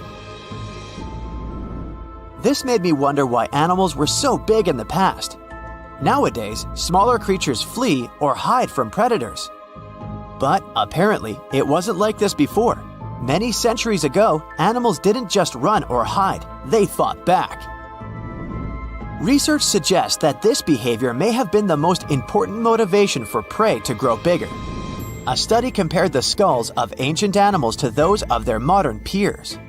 The skulls of predatory animals have become shorter and narrower, while the skulls of the animals they hunted have become longer and broader. This means that predators learned to become experts in hunting, while prey worked on developing their defense skills. You see, a larger body size was a great advantage because it made it harder for predators to take down the animals they hunted. The bottom line, self-defense made prehistoric animals larger. The second reason why ancient animals were larger is related to their bones. They had hollow bones, which are lighter than solid bones. This type of bone allowed large animals to move quickly. Let's take sauropods. They were a dinosaur subgroup. Sauropods had giraffe-like long necks and snake-like long tails. Compared to their body size, their head was really tiny. But since their bones were quite light, they could move around without having to carry additional weight. The eating habits of these animals were also related to their body size. When experts examined the fossils of one extinct mammal species, they found out that these animals had a diet that was high in nutrients and low in fiber. And this mammal was the largest land animal of its period. In other words, following this diet, mammals could grow to be very large. There was plenty of food out there, so they didn't have to worry about finding it. Fun fact, these animals also took chewing out of the picture. They could swallow their food in large pieces instead of taking small bites. Environmental conditions also played an important role in the evolution of larger animals in prehistoric times. Those animals tended to live in warm, moist climates that provided them with a lot of food. They didn't have to compete for food sources. Researchers believe that because of these conditions, natural selection worked in a certain way. I mean, body size was more important than such traits as agility and speed. Oh, and did you know that large animals tend to produce more carbon dioxide? And ultimately, a bigger volume of carbon dioxide increases the amount of vegetation in the animal's habitat. As for the abundance of oxygen in the atmosphere at that time, it could be another vital element for some animals' growth. A good but scary example of an animal that benefited from the high levels of oxygen can be the cockroach of the Paleozoic era. At that time, cockroaches were the size of modern house cats. Now this one would give me the chills if I ever faced it. Ugh. What about today? Well, there are over 3,000 species of snakes on Earth. The smallest snake in the world is the Barbados thread snake. It's only around 4 inches long when fully grown, and the largest one? It's the reticulated python. This snake reaches around 20 feet in length. The longest python was discovered in 1912. It measured 32 feet long. As for the largest and heaviest reticulated python, it was named Medusa. Medusa was approximately 25 feet long and weighed 350 pounds. These reptiles lived in Southeast Asia in rainforests, woodlands, and grasslands. Don't be confused though, the reticulated python isn't the heaviest snake in the world. This title belongs to the green anaconda. It weighs approximately 500 pounds. Green anacondas are found in South America and Trinidad in damp, humid areas. I have a bonus for you. Here is a flying snake. You can find these snakes in Southeast Asia. They don't fly like birds, of course, but they do use the power of flight. They can go as high as 300 feet. They leap from tree branches into the air. Once they take off, it's all about aerodynamics. Their main technique is flaring their ribs and pulling in their abdomens. While airborne, they undulate from one side to another and slightly up and down. This motion helps snakes to turn and glide. Why bother with all this if they can just crawl in an old-school way? Scientists aren't sure, but they believe it might be related to escaping from predators. This way, they move from one tree to another without having to get down to the ground. Every now and then, people discover fossils of animals that lived millions of years ago. These ancient discoveries continue to capture our imagination. Which of these animals would you like to see alive? Ever wonder why, despite all our advancements in technology and science, there's a vast expanse of our own planet that we barely know about? Believe it or not, over 80% of our oceans remain uncharted territory. It's as if we've got this massive aquatic playground in our backyard and we've barely scratched the surface. Also, did you know that only about 7% of our oceans have a special tag called Marine Protected Areas, or MPAs? How come this colossal body of water that envelops most of our planet is also among the most vulnerable and misunderstood spaces in the universe? Pressure has a lot to do with it.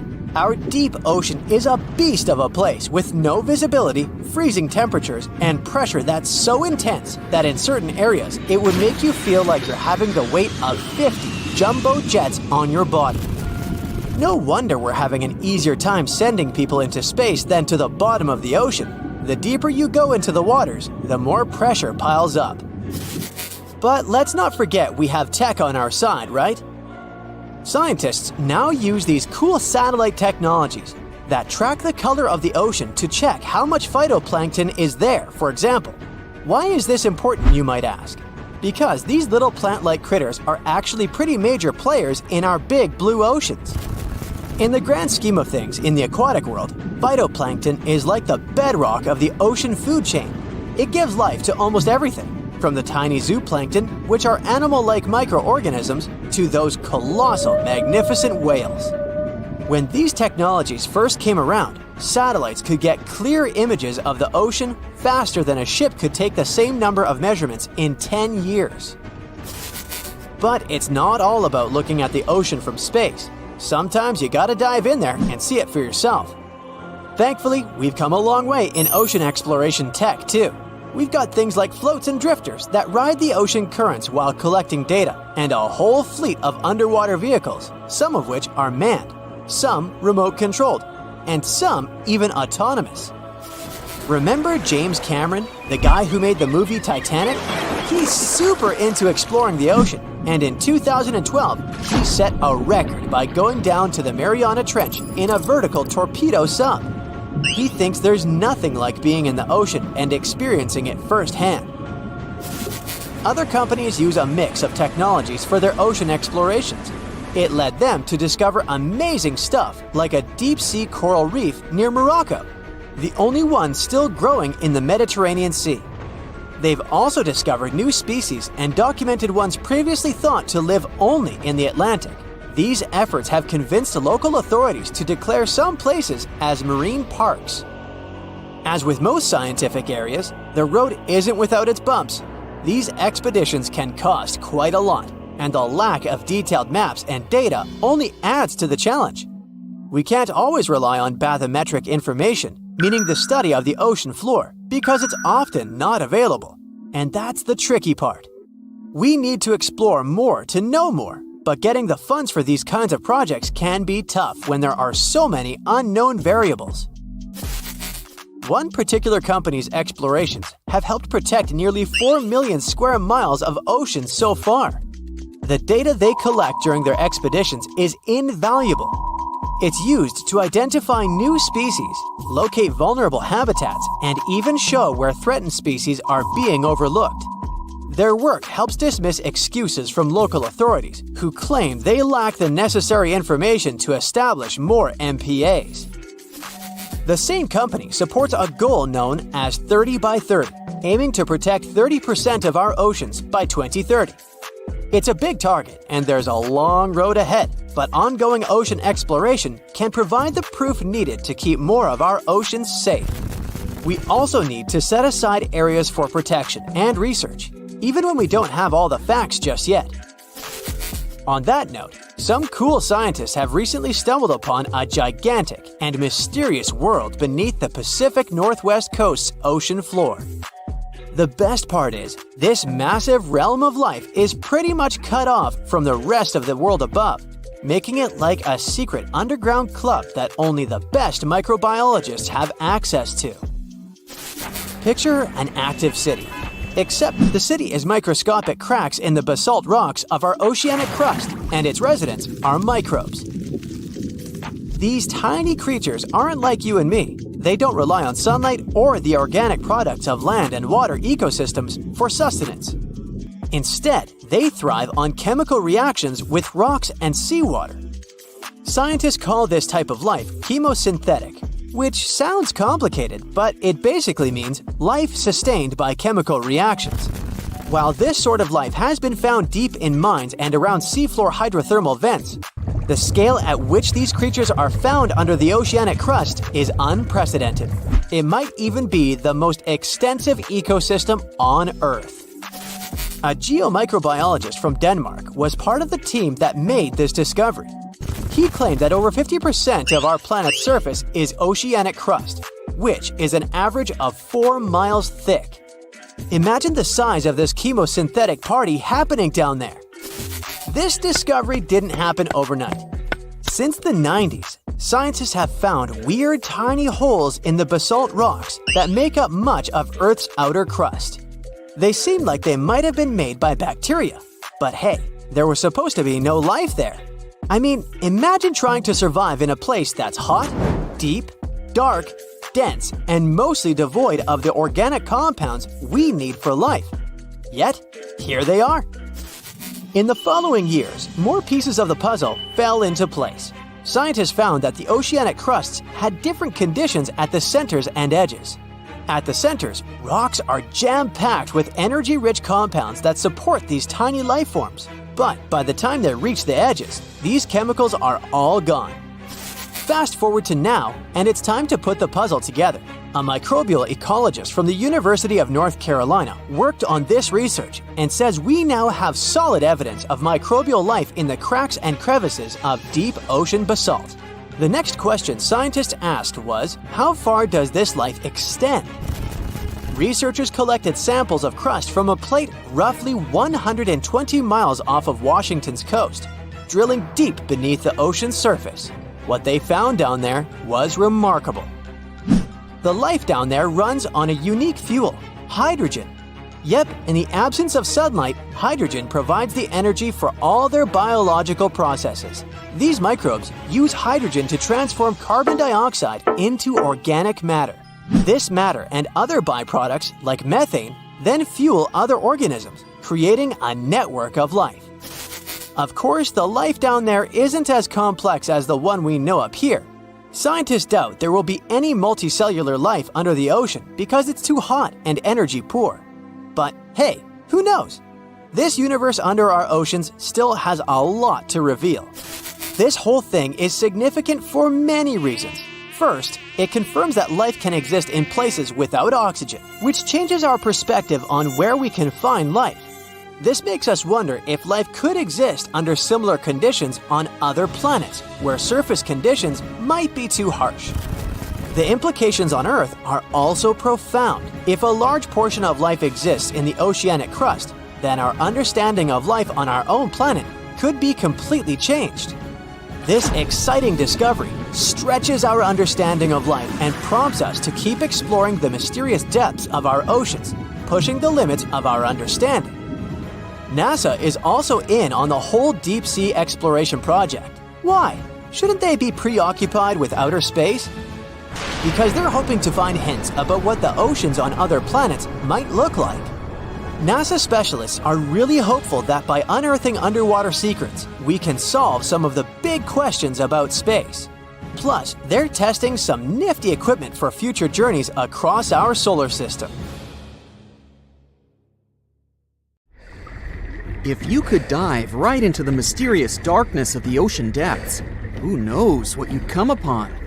Legends that are hundreds of years old mention some giant sea monsters hiding deep down below the ocean waves, like the Kraken, the Loch Ness Monster, the Hydra, Leviathan, and so many more.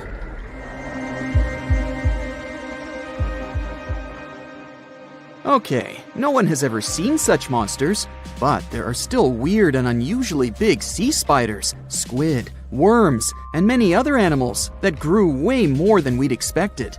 Take a look at the colossal squid from sub-Antarctic waters.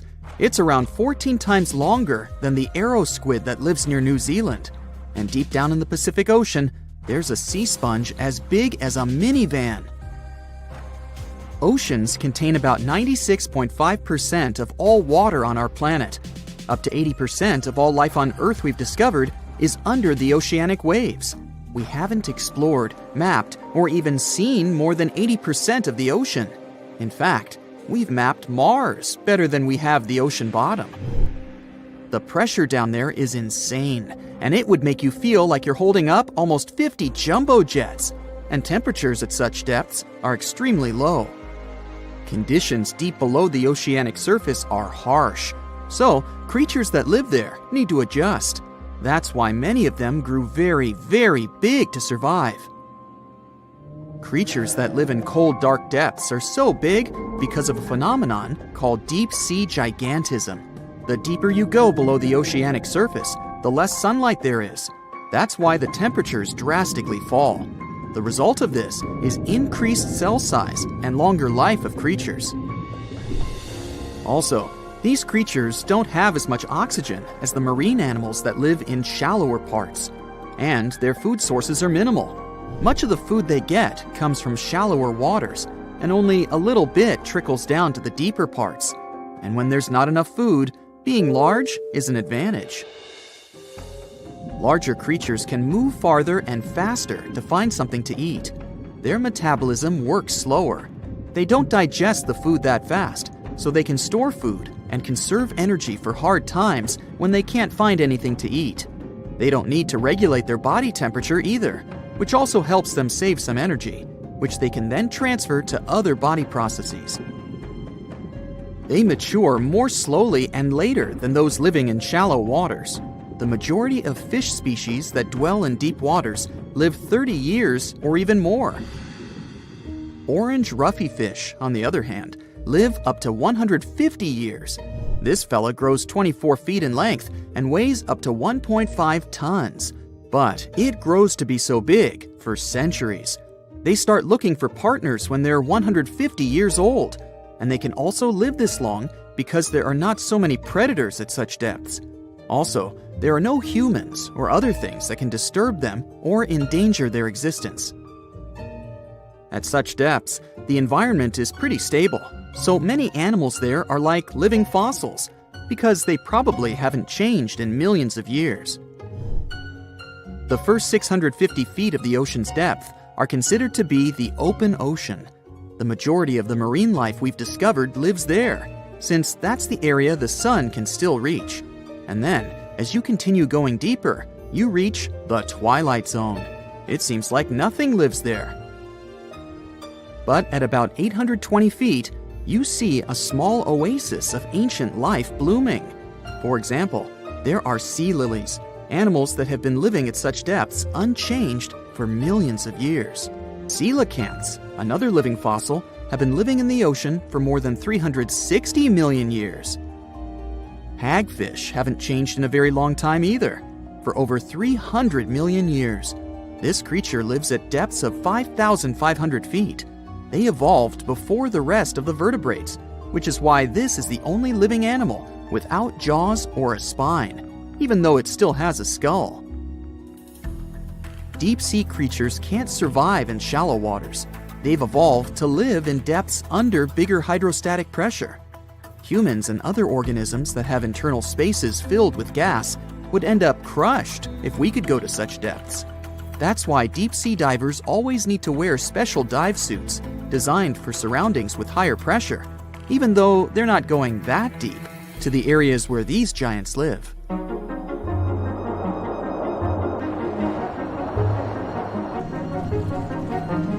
But near Antarctica, you can see gigantism way closer to the surface, like giant sponges, sea slugs, sea spiders the size of a dinner plate, worms, and even some enormous single-celled organisms.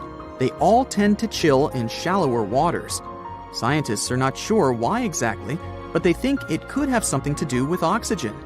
Giant species use just a little oxygen, and the waters around Antarctica are pretty rich in it, which means there's hardly any limit to these animals growing bigger and bigger. Back to deep-sea creatures. As mentioned, they had to adjust to strong pressure, so they almost don't have any air gaps in their body at all. They're mostly water-based, and since water is incompressible, which means it's not something you can compress, it helps them stay unaffected at such high pressure. But because of all that, if they were to go up towards the surface, they'd probably swell up, maybe even explode. Just look at the blobfish, the one that takes the title of the ugliest animal in the world. It looks normal deep down below the surface, where its natural habitat is. But when it gets up to the surface, where the pressure is 120 times lower, it changes its shape. The blobfish doesn't have a skeleton or muscles, so without high deep-sea pressure, it ends up being all floppy and saggy. The dark oceanic depths are not just scary to watch, but to listen to as well. In 1997, scientists were trying to find underwater volcanoes located off the South American coast. During their travels, they recorded one of the loudest noises ever registered. It was pretty weird, too. It was so loud, even sensors from more than 3,000 miles away managed to pick it up. They later called it the bloop. It took them 15 years to conclude the sound came from an ice quake. That's when seismic activity breaks frozen ground. Water at the bottom of the ocean is not always extremely cold. There are hydrothermal vents on the seafloor, and the water that comes out of them can be up to 750 degrees Fahrenheit. Powerful pressure, yep, the same one that would crush you, is something that doesn't allow the water to boil. There are hundreds of animal species that live near deep-sea hydrothermal vents. Some of them, such as tubeworms, are not like anything we have seen before. These worms absorb chemicals from vent fluids. That's how they feed bacteria that live in them. And in return, those bacteria give them the carbon the tubeworms need to survive. 2/3 of all of the coral species scientists discovered live in dark, deep, and extremely cold parts of the ocean. Some even live in parts that are 3 miles deep. They can survive at low temperatures, such as 28 degrees Fahrenheit. Some of these cold water corals are more than 8,000 years old. They form amazing structures that can rise up to 115 feet tall. The deep is not just a mysterious world of unusual creatures. The landscape under the oceanic surface is magnificent too. The canyons hiding there make even the Grand Canyon seem small. For instance, check out the one located in the Bering Sea, the Jemchug Canyon. Its vertical relief is more than 8,500 feet deep. That's huge. The largest ocean waves are not the ones you can see from the shoreline. They occur under the surface, and they're called internal waves. They take place between two water masses that have different densities. They travel at speeds of thousands of miles per hour and can be 650 feet tall. Not much happens in dark, murky ocean depths. It's mostly pretty quiet, with some smaller fish carefully passing by and probably hoping nothing big would grab them on their way. There's also a bigger fella looking for plankton coming through every now and then. Suddenly, a giant beast comes out of nowhere. First, it's just a dark dot in the distance, until it gets closer. Oh, it's a great white shark. You can recognize its firm dark gray body, white belly, and slanted head. These creatures have special cells in their skin called melanocytes that can make their color change to lighter or darker. This way, a shark can blend in with its surroundings, which is a nice ace up its sleeve and the reason why we barely even see one coming by. These predators can grow up to be more than 20 feet and weigh up to 5,000 pounds. Our fierce fella is just passing by looking for some lost fish that might wander around, if it gets lucky, directly into its mouth. But instead, a giant jagged tentacle comes out of nowhere. The great white barely escaped it, and quickly swam a little further to see what was happening. A giant squid comes out of the depths. Its eyes, as large as dinner plates, are looking straight at the shark, while its soft body is getting closer.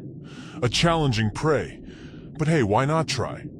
Most of the time, these creatures eat shrimp, fish, and other squid, but sometimes they like to really treat themselves, so they go after small whales. A shark will do too.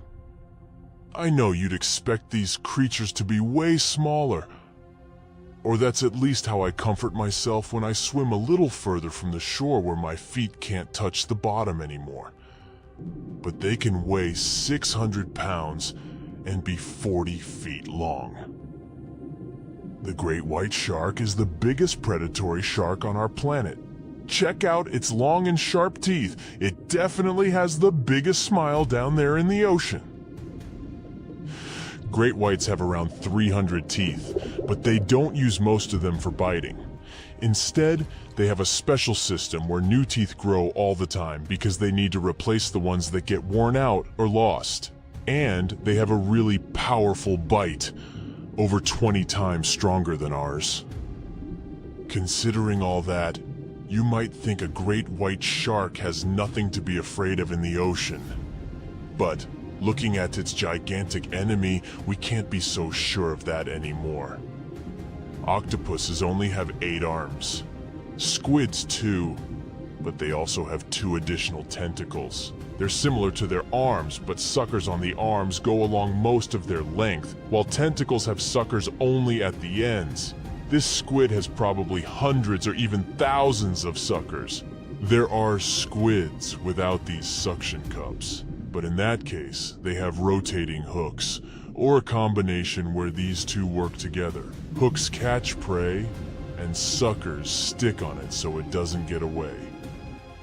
Squids have teeth too, plus they have this special part called a radula.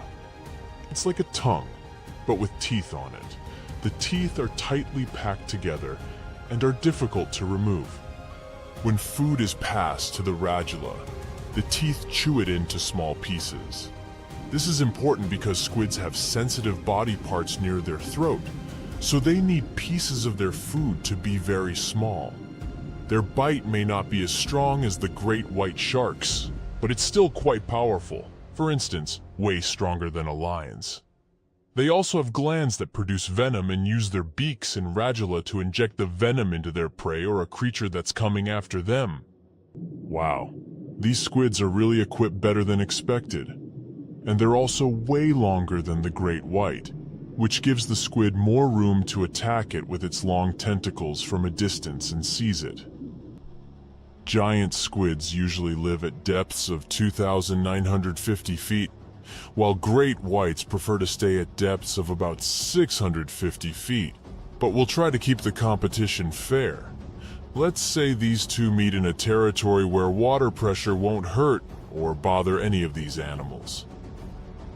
The great white is circling around the squid. It moves a bit faster than the squid. Its swimming speed can reach 25 miles per hour when the animal is submerged, and it also has short bursts of speed when it can move at 35 miles per hour.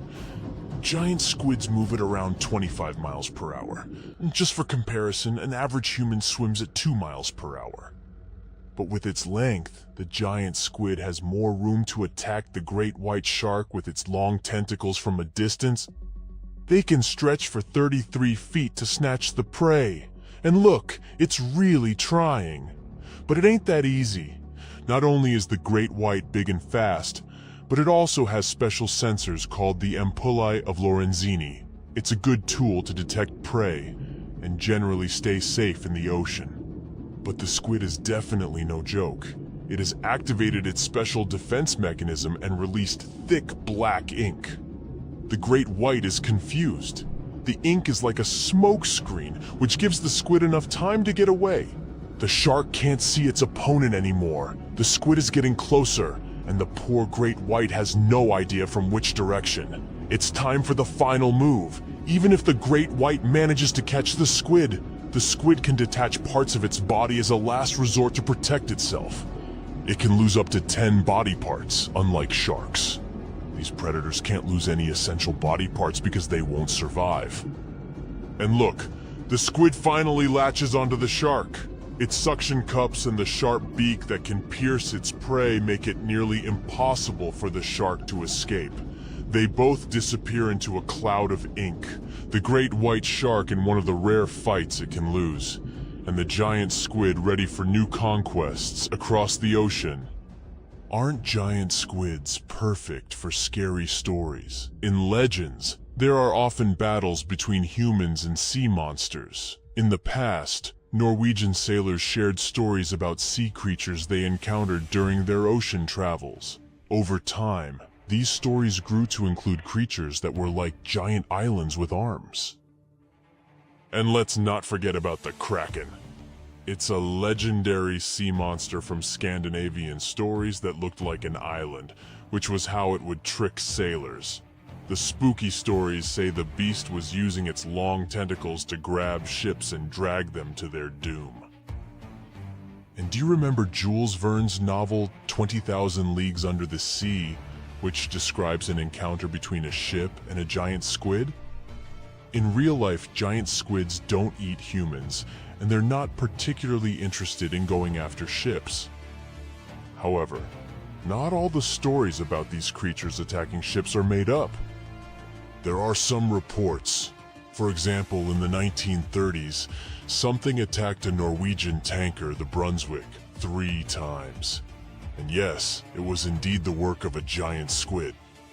Fortunately, the squid couldn't grip onto the ship's steel hull, so it ended up getting caught in the propellers. But even though everything was okay in the end, just looking at this gigantic monster trying to take your ship down to the bottom must have been terrifying. We can laugh at stories about the Kraken until we're out there on our own. In 2003, a giant squid came closer to a French yacht that was participating in a sailing race. It couldn't cause any harm, so it eventually gave up. So, for now, the idea of a giant squid taking down a ship or boat remains a fictional story, although they're certainly capable of trying. Okay, giant squids are big, but there's another creature from their family of cephalopods that can be even larger. It's called the colossal squid, and one that was found weighed 992 pounds, hundreds of pounds more than the giant squid, 606 pounds. And they can stretch their tentacles for up to 45 feet. What's the scariest predator under the ocean? The crocodile? Huh, I don't think so. Loch Ness Monster? Please, it never existed. How about the Chronosaurus? Well, it is extinct, but you might be onto something. Let's take a look at what it'd be like if these creatures were still around today. First things first, what on earth was it? The Chronosaurus was a marine carnivore that lived in the cool, high-latitude Eromanga Sea. It covered vast areas of inland Australia between 90 and 120 million years ago, during the early Cretaceous period. Near-complete fossils of the creature were also found near Colombia, which is a country that has a noted connection to prehistoric reptiles and turtles. This fact makes it extremely possible that the monster I'm about to describe existed worldwide. You might have heard saurus and thought, oh, it's a dinosaur. But these were actually reptiles. They were the largest member of the Plesiosauridae family, referred to as plesiosaurs. Fossil evidence suggests they weighed over 20,000 pounds and were roughly 30 feet in length. Just to put that in perspective, the longest crocodile ever measured was a saltwater crocodile by the name of Lolong from the Philippines. It was 20 feet in length and weighed just under 2,500 pounds. And that's still 10 feet shorter and incredibly lighter than the average Chronosaurus, making the crocodile seem like nothing more than a glorified goldfish in comparison. Despite its terrifying length, the most physically daunting feature of the Chronosaurus was its head. Its skull was about 8 feet long, which was actually proportionally large given the size of its body length. anything that was unfortunate enough to end up inside the Chronosaurus's mouth may have been given false hope. After all, the teeth of the beast weren't actually that sharp. On second thought, I take that back. I wouldn't feel confident around a toothless snake, let alone being inside the mouth of this monster. But it's true that the Chronosaurus's teeth weren't sharp, especially when compared to other carnivorous reptiles, such as crocodiles and alligators. The teeth of this prehistoric sea creature were instead conical. This means that they were cone-like in shape. Unfortunately, this lack of sharpness didn't make them less dangerous. The teeth were enormous and could be up to 12 inches long from the crown tips to the bottom of the roots. This obviously meant that the Chronosaurus had an extremely powerful bite. It was estimated to be up to 30,000 newtons, which is almost twice as powerful as the bite of a large saltwater crocodile. Because of the bluntness of their teeth, they weren't suited for twisting their prey once in their grasp. But the size and shape of the teeth made them perfect for simple open and shut biting. They would have had no problem crushing hard objects such as the toughest of shells any sea turtle could offer. Just like crocodiles, the Chronosaurus is believed to have had a short neck. This may have been an adaptation to allow the beast to successfully catch small evasive animals. Their body, in general, was fusiform and streamlined. This means it was narrowed at both ends and had very little resistance to the flow of water. The Chronosaurus was also equipped with 4 paddle-like limbs. The hind limbs were larger than the front ones. They could span approximately 7 feet in diameter. All in all, this set the Chronosaurus up to effortlessly propel itself through the waters and be an ultimate predator. Predator X, if you will? That's the name that was given to the fossil of a creature discovered near Svalbard, a Norwegian island group, in 2009. The fossil was identified as a 50-foot-long, 100,000-pound monster with a bite force of 33,000 pounds per square inch. This might be the highest bite force of any known animal. Although Predator X is yet to be classified as any specific type of animal, it was definitely a plesiosaur like the Chronosaurus. And even if it wasn't Predator X, the Chronosaurus was still most definitely a ferocious titan when it roamed Earth's oceans. The Chronosaurus actually got its name from the Greek mythological figure of Cronus, the father of Zeus. Cronus was viewed as a titan from a generation of super powerful beings. So what was it that the Chronosaurus, this terrifying monster, actually feasted on to satisfy its appetite? This creature was known to eat sea turtles, squid, and other larger marine reptiles of that time, such as elasmosaurids and ichthyosaurs. This suggests that if crocodiles existed in the realms of the Chronosaurus, they too might have turned into lunch for the beast. There's evidence from the fossil remains of the Chronosaurus that suggests that they also feasted on sharks, which I know is a disappointment to those of you who view that beast as the king of the ocean. Not when the Chronosaurus was around, my friend. In any case, grounding all kinds of food into small pieces to help digest them would have been difficult without small teeth. This explains the presence of rounded stones found in many of the remains of these sea creatures. Researchers believe these stones may have been swallowed to control buoyancy or to help process food. It's also entirely possible they were accidentally swallowed while feeding on other animals from the seafloor. As if the Chronosaurus even needed to be a meanie with its already existing power and size, there's also evidence to suggest that it indeed might have been. It turns out that after using all its impressive attributes to catch its dinner, the Chronosaurus first liked to play with its food, like a cat does with a mouse. I guess since the hunt was so easy for them, they needed to get their fun from somewhere else. Well, I think now you should have a good idea about these creatures. So let's ask ourselves what it would be like if they were still around today. And by the way, why aren't they? Well, the Chronosaurus was completely finished off by the same KT meteor that took out the dinosaurs 66 million years ago. But even before this catastrophic event, they were coming under increased pressure from an even bigger and more vicious family of carnivorous marine reptiles known as mosasaurs. You can't always be a top dog, I guess, or rather, top marine reptile. but what if this never happened, and they were still roaming Earth? Well, this might be obvious, but can you imagine what kind of impact that would have on sea tourism?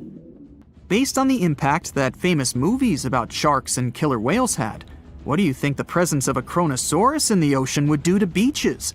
The very creature that would eat sharks and whales for breakfast. Beaches would certainly become a great place to go for a quiet walk, because nobody else would even be there. And what about such activities as boating, surfing, and scuba diving? You think anyone would dare try them, knowing that this 30-foot beast could be lurking beneath them? Let's give humans some credit and assume most of them wouldn't. This would cripple the global sea tourism industry, which is responsible for earning roughly $143 billion every year. Just to make sure this shocking point hits home, the most expensive yacht to ever roam the ocean was called the History Supreme. Its master bedroom was believed to have a statue made of T-Rex's bone and a wall made of meteorite rocks, as well as a 24-karat gold panoramic wall aquarium. Anyway, this yacht was worth nearly $5 billion, meaning you could buy 38 of them with the money lost in potential damages to sea tourism caused by the Chronosaurus.